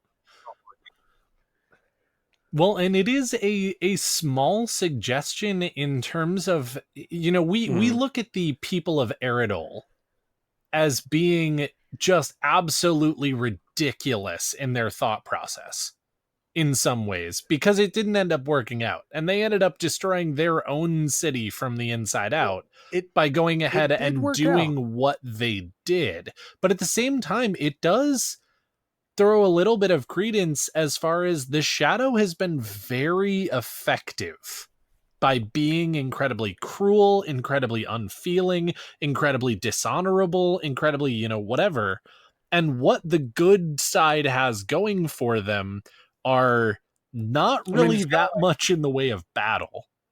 I mean, they do end up winning a lot, but only because they have these super powered things. And so the people of Eridol looking at the situation and going, all right, well, if we actually want to defeat the shadow, we have to get more going for us. What does the shadow use that's effective? And then we can make use of that same type of warfare. It's not actually that foolish. Now, again, in the aftermath, when you look at the results, you're like, yeah, that didn't work at all. I mean, I kind of feel like don't try that again. In Lord of the Rings, you get the whole speech about the first king that got the one ring and could have destroyed it but didn't, and the guy's like, I was there the day the strength of men failed. And it seems like ultimately that's kind of the way, the only thing that's been keeping mankind in the Wheel of Time, or the forces that aren't shadow at least, away from time being obliterated, is the strength of man, the strength of the Westlands hasn't failed. And that's where I understand Ishmael, because from a pure numerical statistical standpoint, one day the strength of man is going to fail. You just hope there will come a day when the strength of men fails, but it is not this day. And you just gotta hope that the strength of man fails during a time where the Dark One is pretty well sealed away. Yep. Because that could have been something that happened like with the Trolloc Wars. The strength of man almost failed. It really did. There's these times where layman's sin could have been just another alliteration to the strength of that man failing. Can I just throw out there, now that we've just mentioned him in the podcast, fuck Lamon. Oh, he's the worst. Anyway, continue. Hey, so there's a super legendary tree we're going to give you a cutting of. I'm going to make it a throne. How fucking dense are you? Obviously, super dense. Dude, Lamon, in my opinion, again, not to make too many comparisons and whatnot, but Lamon really is 100% the steward of Gondor of the Wheel of Time. God, he is. He is the Denethor of the Wheel of Time. He gets the award for Such the dumbest person an idiot. He gets the award for the dumbest person to have ever lived in any age. Award. I don't know. Gawain gives him a run for his money. No, just kidding. They're kind of tied on that one. No, honestly, Lemon it takes the cake. He beats Gawain. Oh, shit, you die. Yeah. Anyway, This is actually something that I did not really know just from reading the books, but this is actually an interesting thing from the wiki just here closing out the Draghkar. As we said, they are primarily used as assassins, which is great, but it says their abilities are best utilized at night and outdoors, and they are often used in conjunction with a distracting attack by Murdral and Trollocs, which I love the idea of. Because if you have, some power wielder who's kicking the shit out of your Trollocs and your Murdral, pop in a Draghkar to show up behind them and sing at them, and you have effectively eliminated that threat. So it's definitely something that I did not think about, but I love the idea of, if you will. I mean, it's like classic misdirection. While you're looking at the left hand, I hit you with my foot. Yeah. Which is not anywhere how the saying goes, but I love it. But misdirection. Not only we thought you were going to say one thing and you said something else. Joke's on you. You thought I was going to talk, period. Wait. Just silent for the remainder of the life of the podcast. Like, I'm always here, but I only respond in grunts. Just, I mean, it's equally mesmerizing content from my side, to be honest. I could grunt or talk. Yep. Damn. Well, so that's Draghkar. Yeah. I don't think there's anything else. They got big bat wings. They fly around. They got big old anime eyes. I mean, and literally weird puckery lips. Every depiction of them has the stereotypical vampire widow's peak haircut. Oh yeah, it's fantastic. Vampires. Really, minus the blood sucking.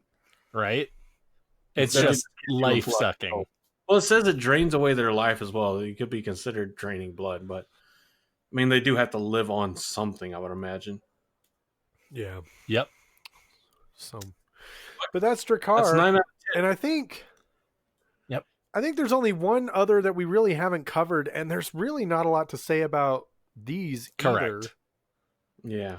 Especially because, again, it is definitely a situation where the vast majority of the Shadowspawn that we learn about are combat troops or other sort of combat useful individuals. Because, Darkhounds don't run around with the army so much. Neither do, things like Gray Men, for example. But overall, it's like combat or kill centric entities. Right. There's not a ton of information on the non-combat troops, which include the Forgers, which we talked about already, as well as the ones that we're about to talk about, which are, Josh? The Zomara. Indeed. Now, the Zomara, they're very interesting. When I was reading the books, I would picture the Zomara as kind of like Children of the Corn. Ooh, yeah. I like that. Because they're just these. What's that? Oh, no. Go ahead and finish your thought, then I'll say mine. Sorry. No, you're good. The Zomara are kind of like the Children of the Corn. They are like lifeless dolls in human form that are servants, and that's what they are. They are servants. You know what they also remind me of? The Stepford Wives. Another valid comparison. Anyway, Andrew, you had a thought. The desire. They're equally as brainless is the joke. But that's the joke. You get it. It's funny. Laugh, bastards. Laugh, motherfuckers are no special. No taint for you. Wait, that's not the desirable part. Why would you say that? We're not trying to get taint. No taint for you for 1 week. Wait, are you the taint Nazi? Oh my god. No taint for you.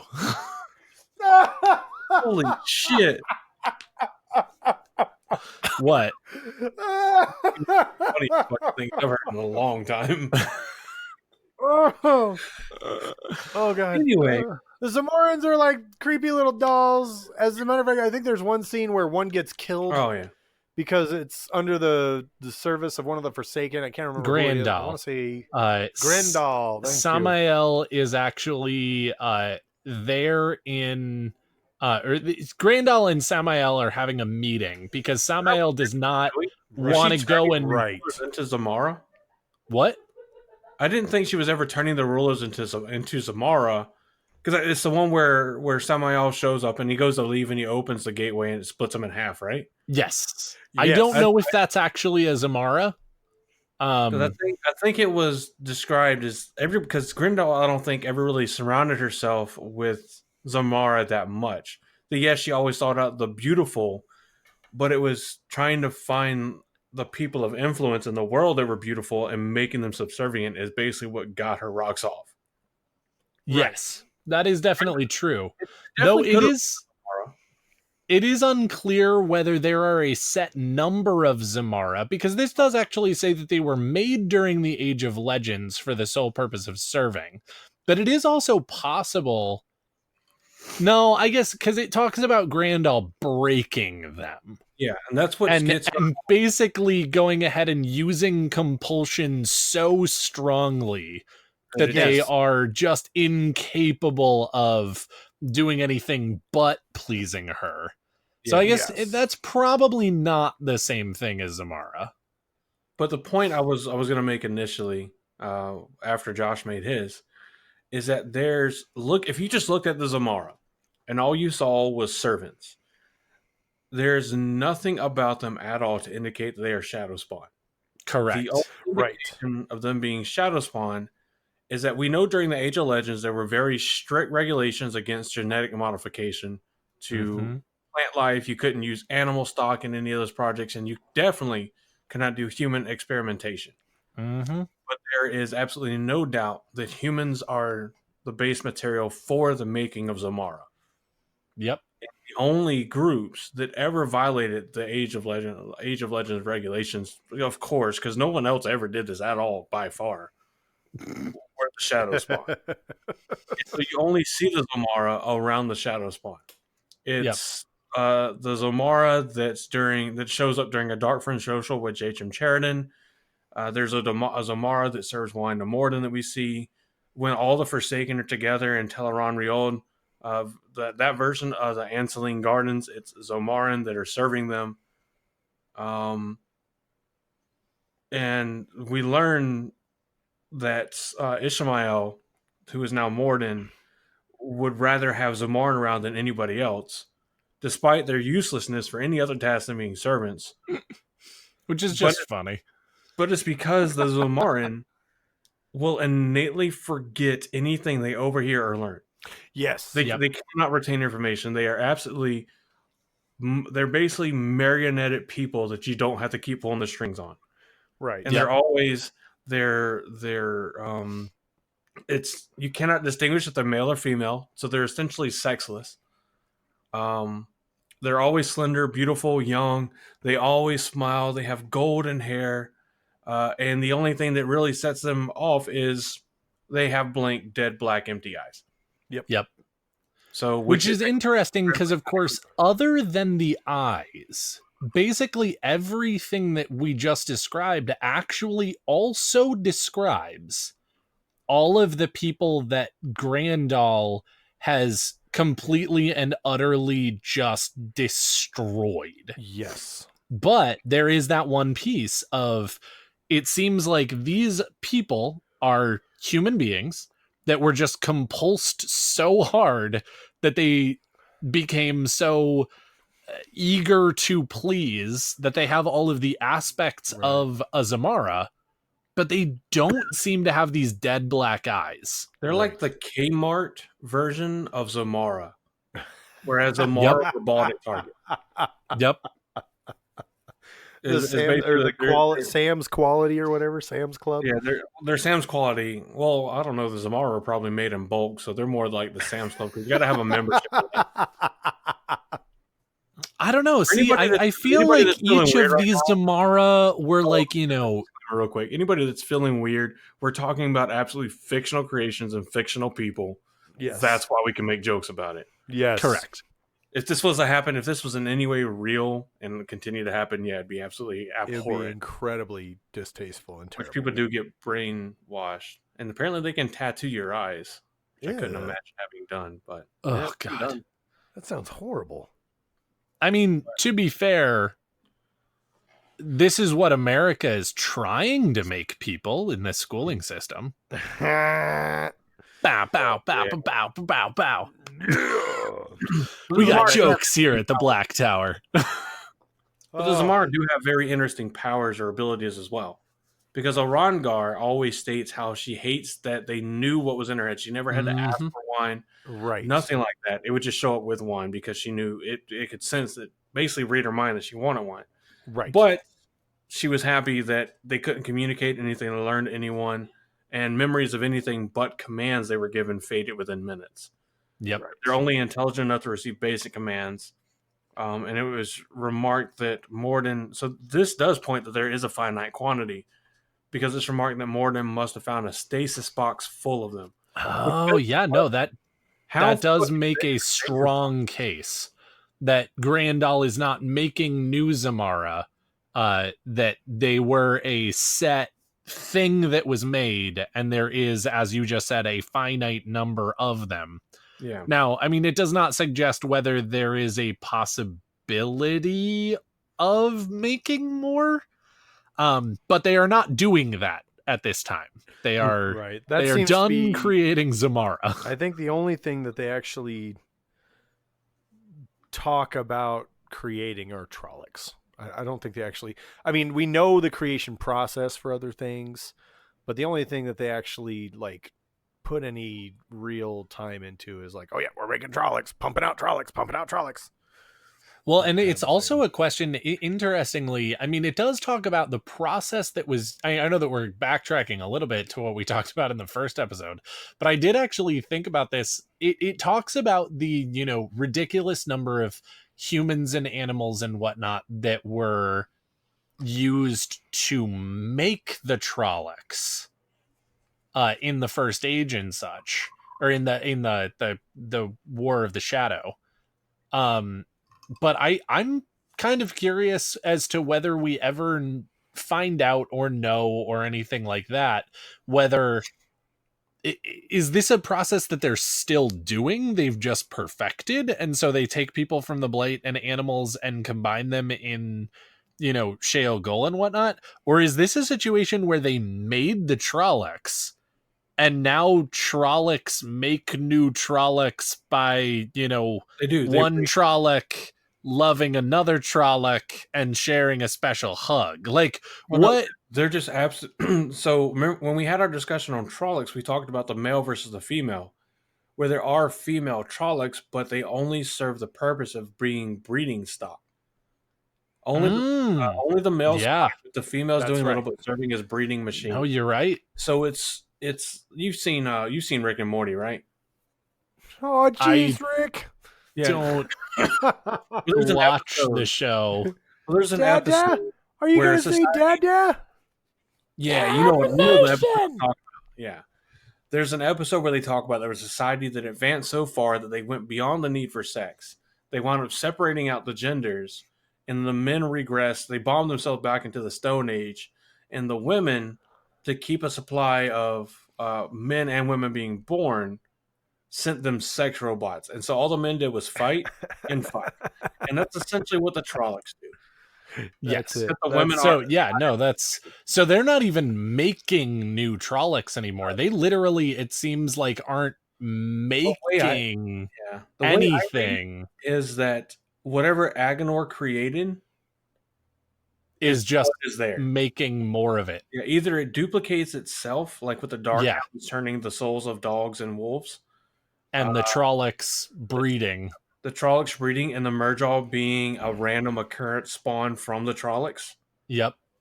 Where it takes on more human than Trolloc accounts. The Greyman being something that the Dark One himself creates. Mm-hmm. The Jumara being a wild beast We know the finite number of Gholam, and there only being one active in the world that we read. Correct. And the Draghkar being... I Yeah, think it's unclear. Draghkar are finite as well. At this point, Interesting. the Draghkar are finite because there's nothing giving for the Draghkar to reproduce themselves, and they're created out of the corruption of humans. But it says the Dreadlords corrupted humans, which also could mean that more than one knows how to do it. Yeah. Yeah. True. But for people like the Zomara, there's no guarantee that the Aganor created them. But Arangar even makes the statement that even Aganor possessed sense enough to see the need for the Zomara to forget anything it learned. Right. That actually does suggest that Aganor made them. It does. It certainly does not say that definitively. It does. But it does seem to suggest that Aganor made them and saw the sense in going ahead and making them forget stuff. So he just designed them with that capability. Now, the thing that I hadn't thought about, honestly, to this point, that the wiki does point out, is whether it's by chance or not, how much the Zomara resemble the Shanchan de Koval. Mm-hmm. That it's kind of eerie and even more foreboding with the Shanchan. Yeah. Now they're not brainless, but the way they're forced to act is much in the same way.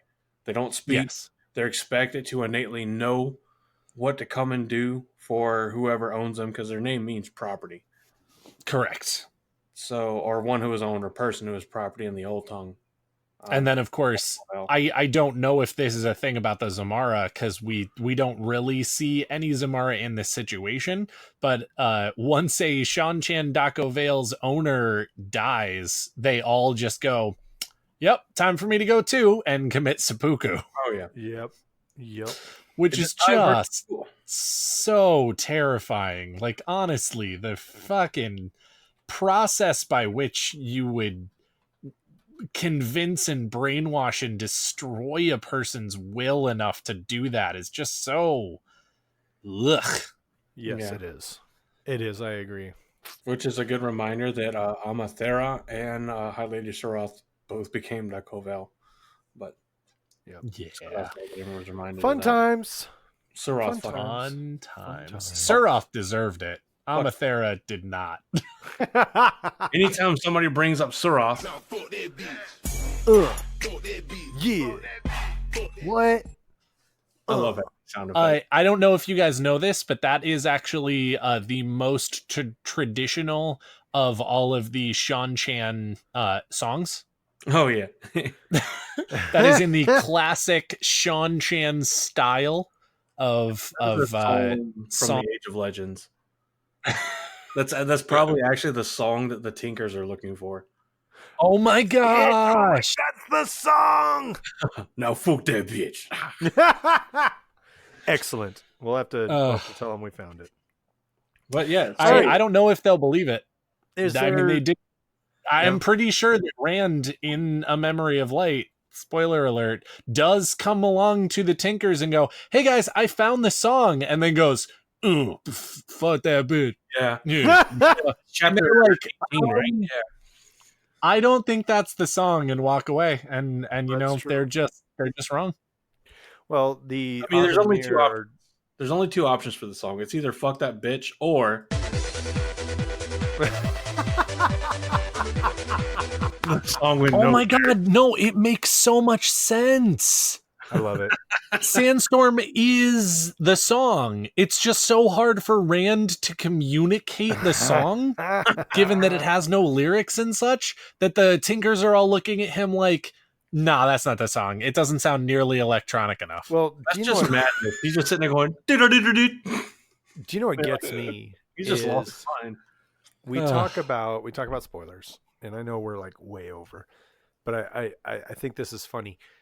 When Rand comes out of Ruidine and tells the Aiel, "Oh, this is the big secret. There you go, boom," and they all go, "What the fuck?" And it shatters them. It shatters them. And then he goes to the Athemir, like you said at the end, and he goes, "Hey guys, by the way," and they all go, "What the fuck? I'm like, you guys are cousins. Like at the most, you guys are cousins because you both react to bad news the exact same way. Oh yeah. Bastards. Okay, anything else about Dark Friends? Rand is essentially that dick on Twitter that spoils everything everybody's waiting for.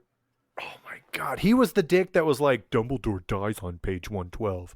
Spoiler alert for those of you who have not finished Harry Potter. Rand, Yeah, again, the moratorium on spoilers for Harry Potter is long past. That's what I do. Anybody's like, he's so what's? I was like, so people ask me, they're like, so what's the Wheel of Time about? I'm like, we have this like guy that's basically like, like the Jesus kind of figure, but not quite. And he's fighting evil the whole time, and in the end, Batman dies. And they're like, what? I'm like, yeah, Batman makes a guest appearance and dies in the end. They're not going to know if I'm right or wrong. They got to read through the series or at least read the last book to find out. And if you're dumb enough to read the last book of a series without the rest of it, you kind of deserve what happens to you. I'm sorry. I'm sorry, but not sorry. You never pick up reading at the end unless it's like a George Tarantino. Oh, not George Tarantino. Is it George Tarantino? Quentin Tarantino movie. Sorry. How did I come up with George? George Tarantino is Quentin Tarantino's awkward little brother. Oh, okay. I can't. I'm done. Actually, you know what? No. George out. Tarantino is Quentin Tarantino's younger brother who's in the fake blood business. And business is booming because his brother just keeps on making movies where there's so much blood. Where the fuck did that come from? I don't even know what was going on in my mind. George. Yeah, I don't know. And the crazy thing was, like, I only know of one Tarantino, and it's Quentin Tarantino. But for a moment, you actually had me convinced that there was some author that had the unfortunate circumstance of being named George Tarantino. Can you imagine being somebody named like George Tarantino or like Seth Lucas or something like that? Oh boy. Somebody's listening is like, that's my fucking name, you asshole. Seth Lucas out there. All the Seth Lucases are listening to this episode right now being like, you bastards. My mom said it was unique. Yes. But anyway, yes, as Josh started to say, in between the last episode and this episode, which there's a certain name to this episode that Daniel wants to make sure everybody knows. Oh, ladies and gentlemen, this episode may have the best name that we have ever had on the Black Tower podcast.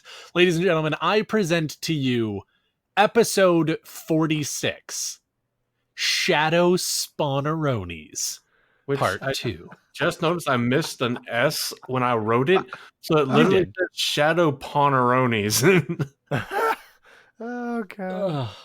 It's amazing. It's a great name. You so much. So if you did not take the time to actually read the name of the episode that you were clicking on, now is the time. Go back, look at it, have a laugh, enjoy yourself. I don't know if that's going to be the official name or not. Oh, what was the if one it's not, if it's not, it'll be super awkward this time. Right? What was the which I think is funny. You had, Josh? What was the one 2 I had? Shadowspawn. Oh, 2Shadow2Spawn. Oh yeah, That was a good one too. That That's was the one. good. Yeah, Daniel had that at the beginning. Oh Yeah. Daniel's got all the good names tonight. I know, right? I mean, to be fair, Andrew came up with the Shadowspawneronis. I just read it. How about we do this? Name it something else entirely, Andrew, and then we'll have a poll to see which one it should have been. Ooh, I like that. We'll right, ladies and actually find gentlemen. out who's listening to our podcast. Who is listening? Who is next? Why is pasta? Thank you so much for joining us on this episode of the Black Tower podcast, where we have discussed part 2 of our Shadowspawneronis. I'm sorry. That does did you just roll off the tongue. Did you just bring French into our good Christian Minecraft server? Nine is fine. Speaking Thank you, of everybody. Minecraft servers, I actually did not think that I was going to make this transition. That was not intentional. It's just a funny line of, did you just bring that swear word into my good Christian Minecraft server? But speaking of Minecraft servers, if anyone has not yet joined us and is a listener and plays Minecraft and would like to come help build the Black Tower and the rest of Randland, depending on how crazy and intense you want to get, we do actually have a Minecraft server for the Black Tower. So It's true. come Yes. and join us on our Discord, or find out what it is, through our Twitter or email or anywhere that you want to go ahead and find it. The link up Uh, for it. It's If you super awesome. And If you want to join us on the Minecraft server, it's constantly open.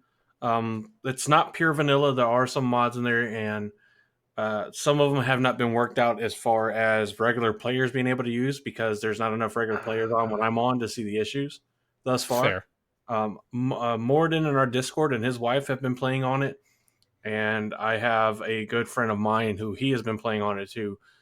He and I, for anybody that watches a lot of Minecraft stuff, you probably know Mumbo Jumbo and Green from the Hermitcraft server.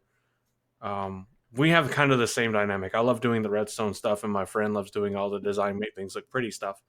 So I'll go and build redstone shit, then he makes it look good, or he'll build something that looks good and I'll throw redstone in it.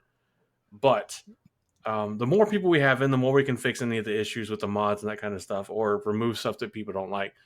But if you're going to try to join it, the host name or the address that you put in is capital BTP, then a capital M for mine.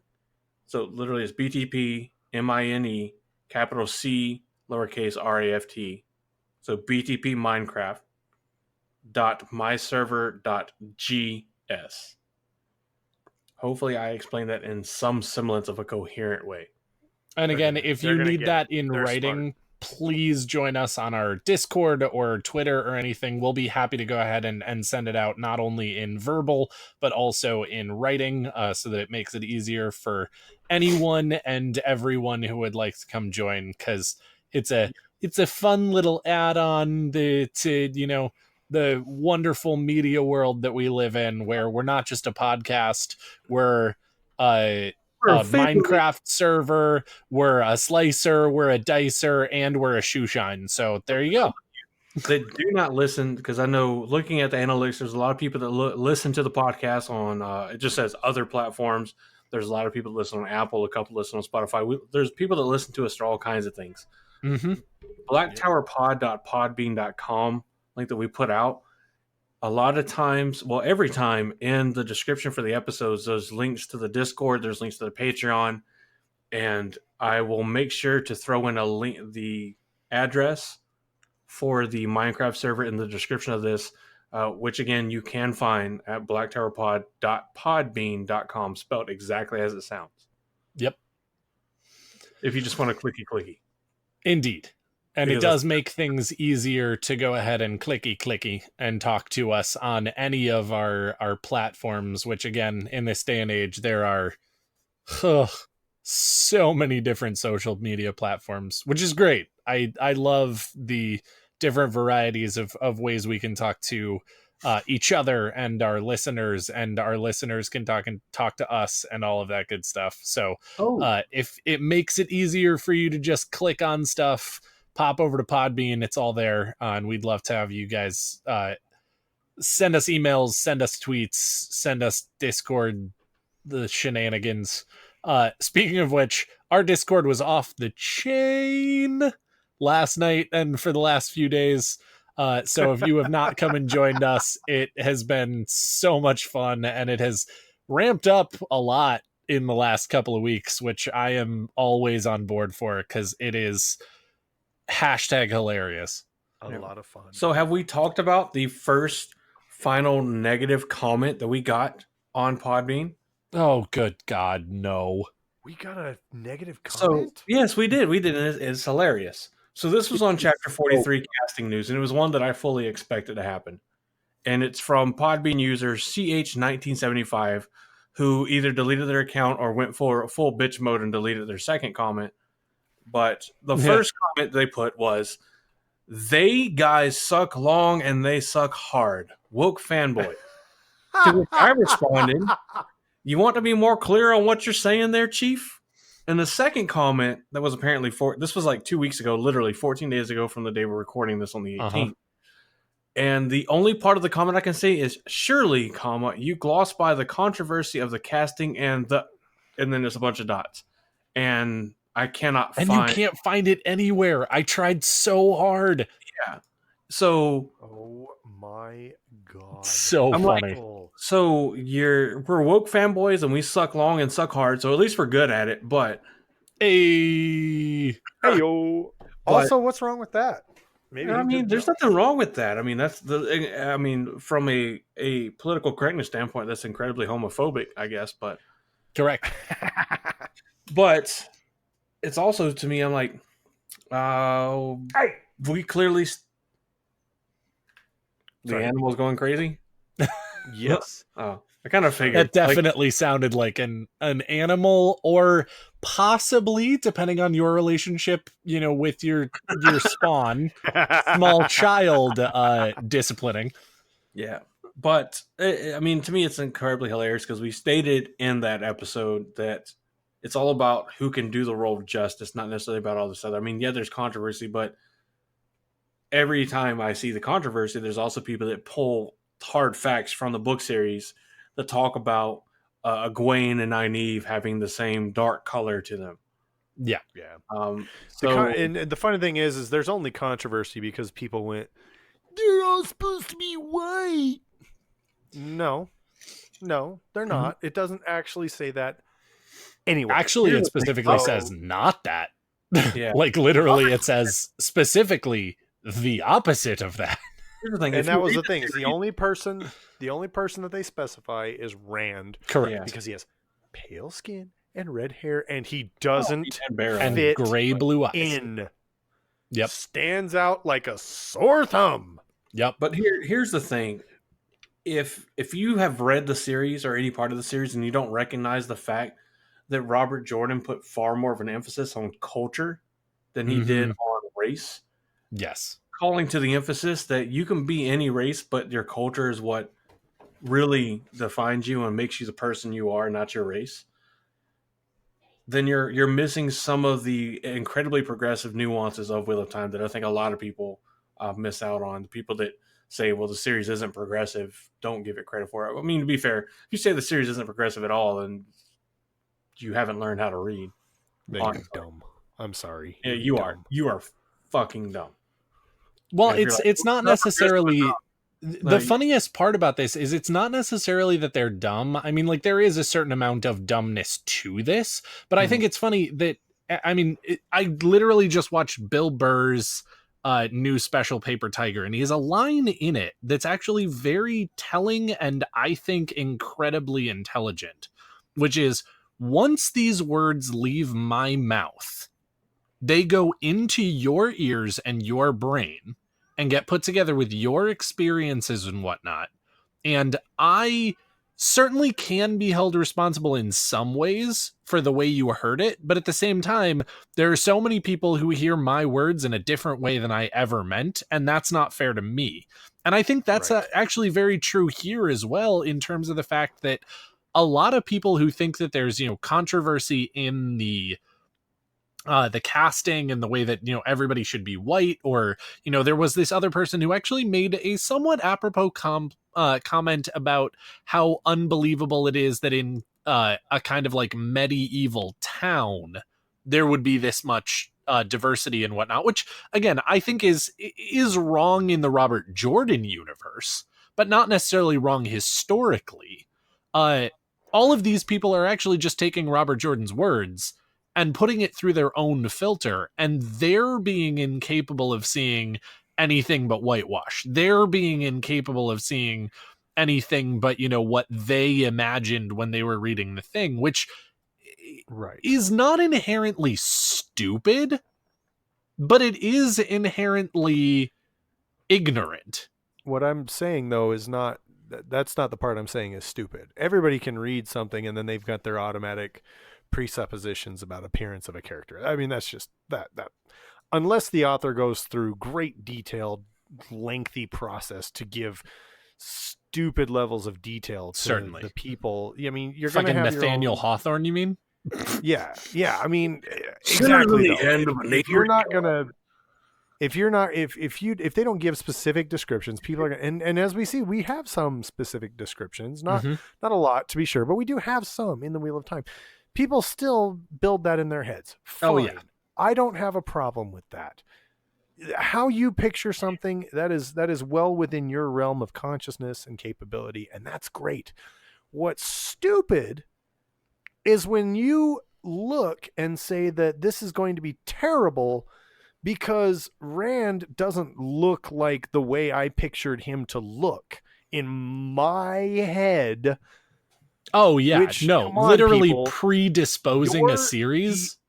Only Agreed. person who sees that character that way, literally the only person in existence who sees the character Correct. that way. Yes, and predisposing a Shut series based on up. your specific idea of a single character or even a handful of them. I couldn't agree more that is absolutely stupid. Yeah. If totally. you think it's that important, guess what? Go get a career in Hollywood and make the show your damn self. Or guess what? Don't watch it. Read the books and continue to love the books with the characters imagined as you imagine them, and leave the TV series alone. Go away. It's going to be unfortunate for you when literally everyone on Earth is watching this series and enjoying the shit out of it, and you're just missing out on it. But that is your prerogative to go ahead and cut yourself off from being able to enjoy a show that from sorry, the source did not actually even come out yet, and therefore you're not even judging it based on its content. You're only doing it based on casting. Yeah, no, I'm over you already. But all right, with the Podbean theme, real quick, I just want to say thank you to everybody that is using Podbean as the platform they're listening to us on. We are killing it as far as numbers are considered on Podbean.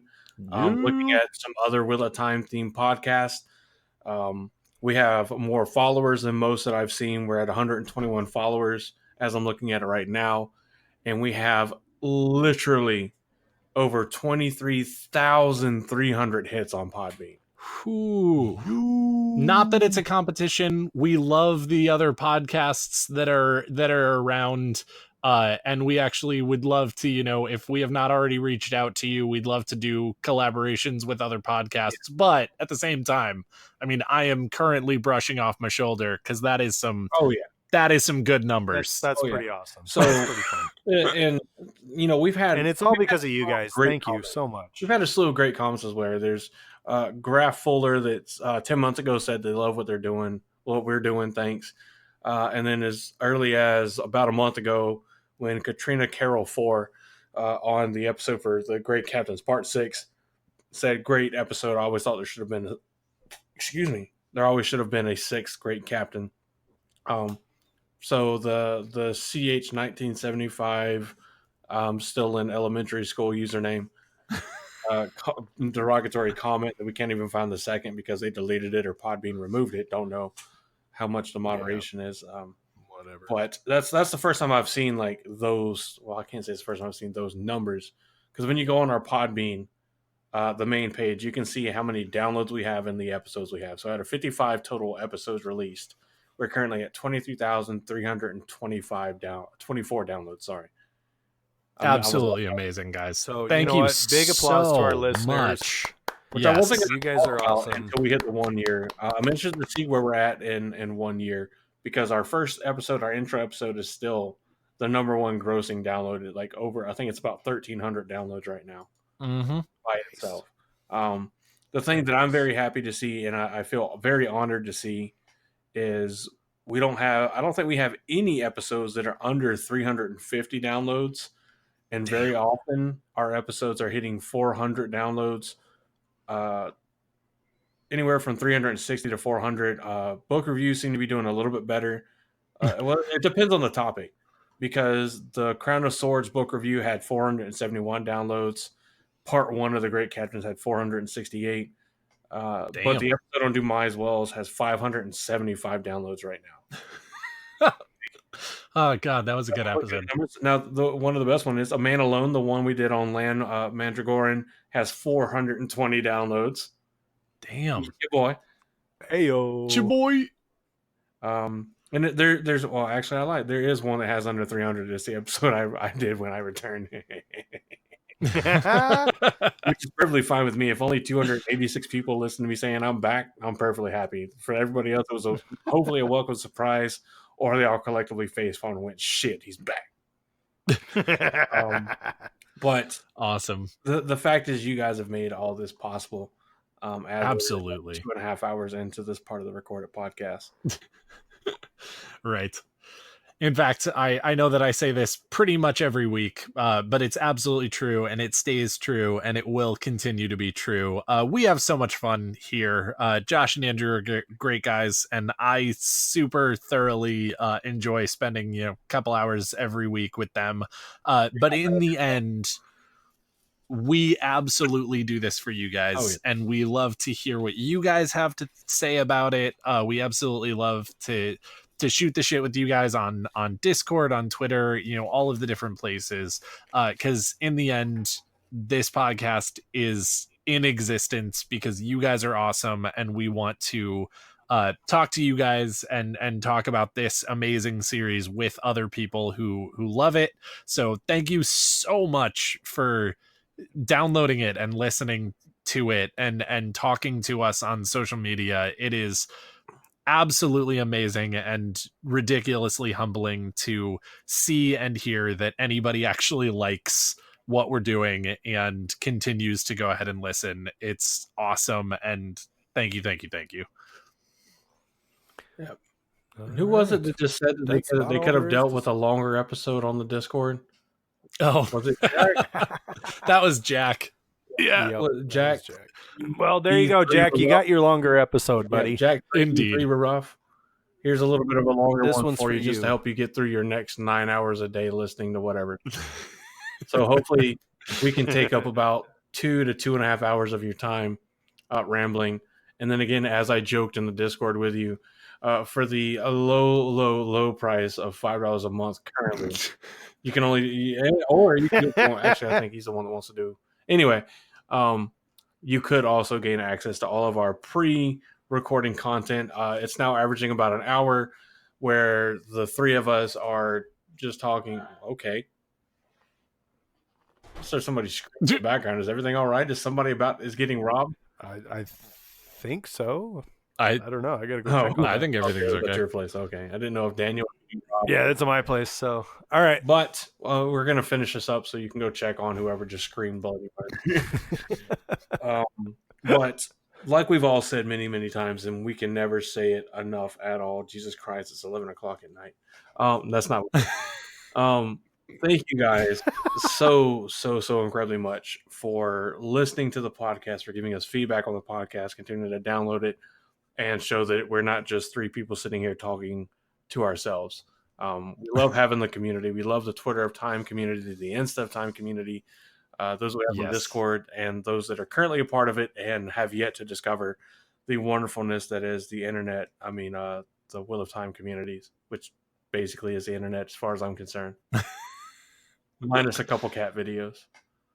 Indeed. Also, guys, I know that all of that, keep an eye out on the different social medias, because there's some interesting and fun stuff happening in the future. They're not ready to totally be announced yet, but we will definitely be doing them in the future and soon. So keep a lookout for some fun stuff that's going on. And in exactly 1 month from the recording of this episode, the 18th of October, it's going to be our 1-year anniversary celebration, and we're going to do some special stuff for that. If you have anything that you specifically want to see from that celebration, let us know, because we have some ideas definitely that we're going to be putting in place, but we'd love to hear what you guys think about it. And if you want to tune in and get excited about our 1 year, I think it's going to land exactly on our 50th episode, which is super awesome for all of us. And we'd love to have you guys there for our 50th episode, our 1 year anniversary, because you guys are what made all of that possible. Yes. Let us know early, because Indeed, as some of us may know, our lovely, lovely co-host Josh is going to be enjoying vacation for your 12th anniversary. Yes. Yep. So he's Damn. going to be either in a theme park or visiting historical sites like Stonehenge, or simply at sea enjoying all the booze and shrimp that cruises have to offer. I'm incredibly jealous, skippy. and I will say I might be 26, but it's never too late to adopt.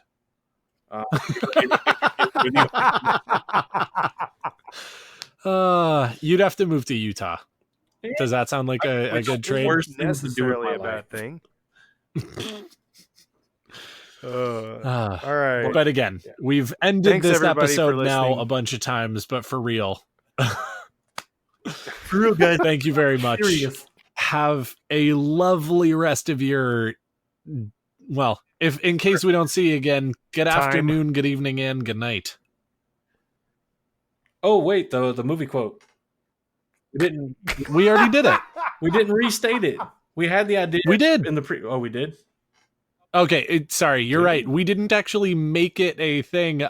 The movie quote that we said earlier was, Oh, I'll buy that for $1. so I did There actually is. get There's it the movie quote. into the episode, but I didn't ever actually specifically say that it was the movie quote. Oh, If anybody has that, That's the movie quote. tweet it at us.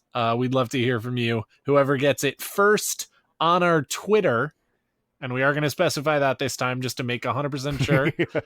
On our Twitter, if you are the first person to tweet at us the movie that line is said in, and preferably the actor who said it, we will, or the role that they played, either or. Yeah, that's good. Then we will go ahead and give you a shout out on our next episode, like we did with Androl and Arcanus this week. yeah.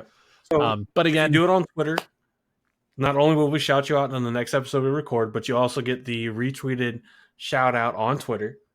If you do it, if you do it in the Discord, for those of you that listen to us but don't have a Twitter or don't use Twitter, whatever the case is, and you do it in Discord, I'm going to say make sure you tag Daniel. Correct. Daniel is our Twitter guy. Daniel is our media relations specialist.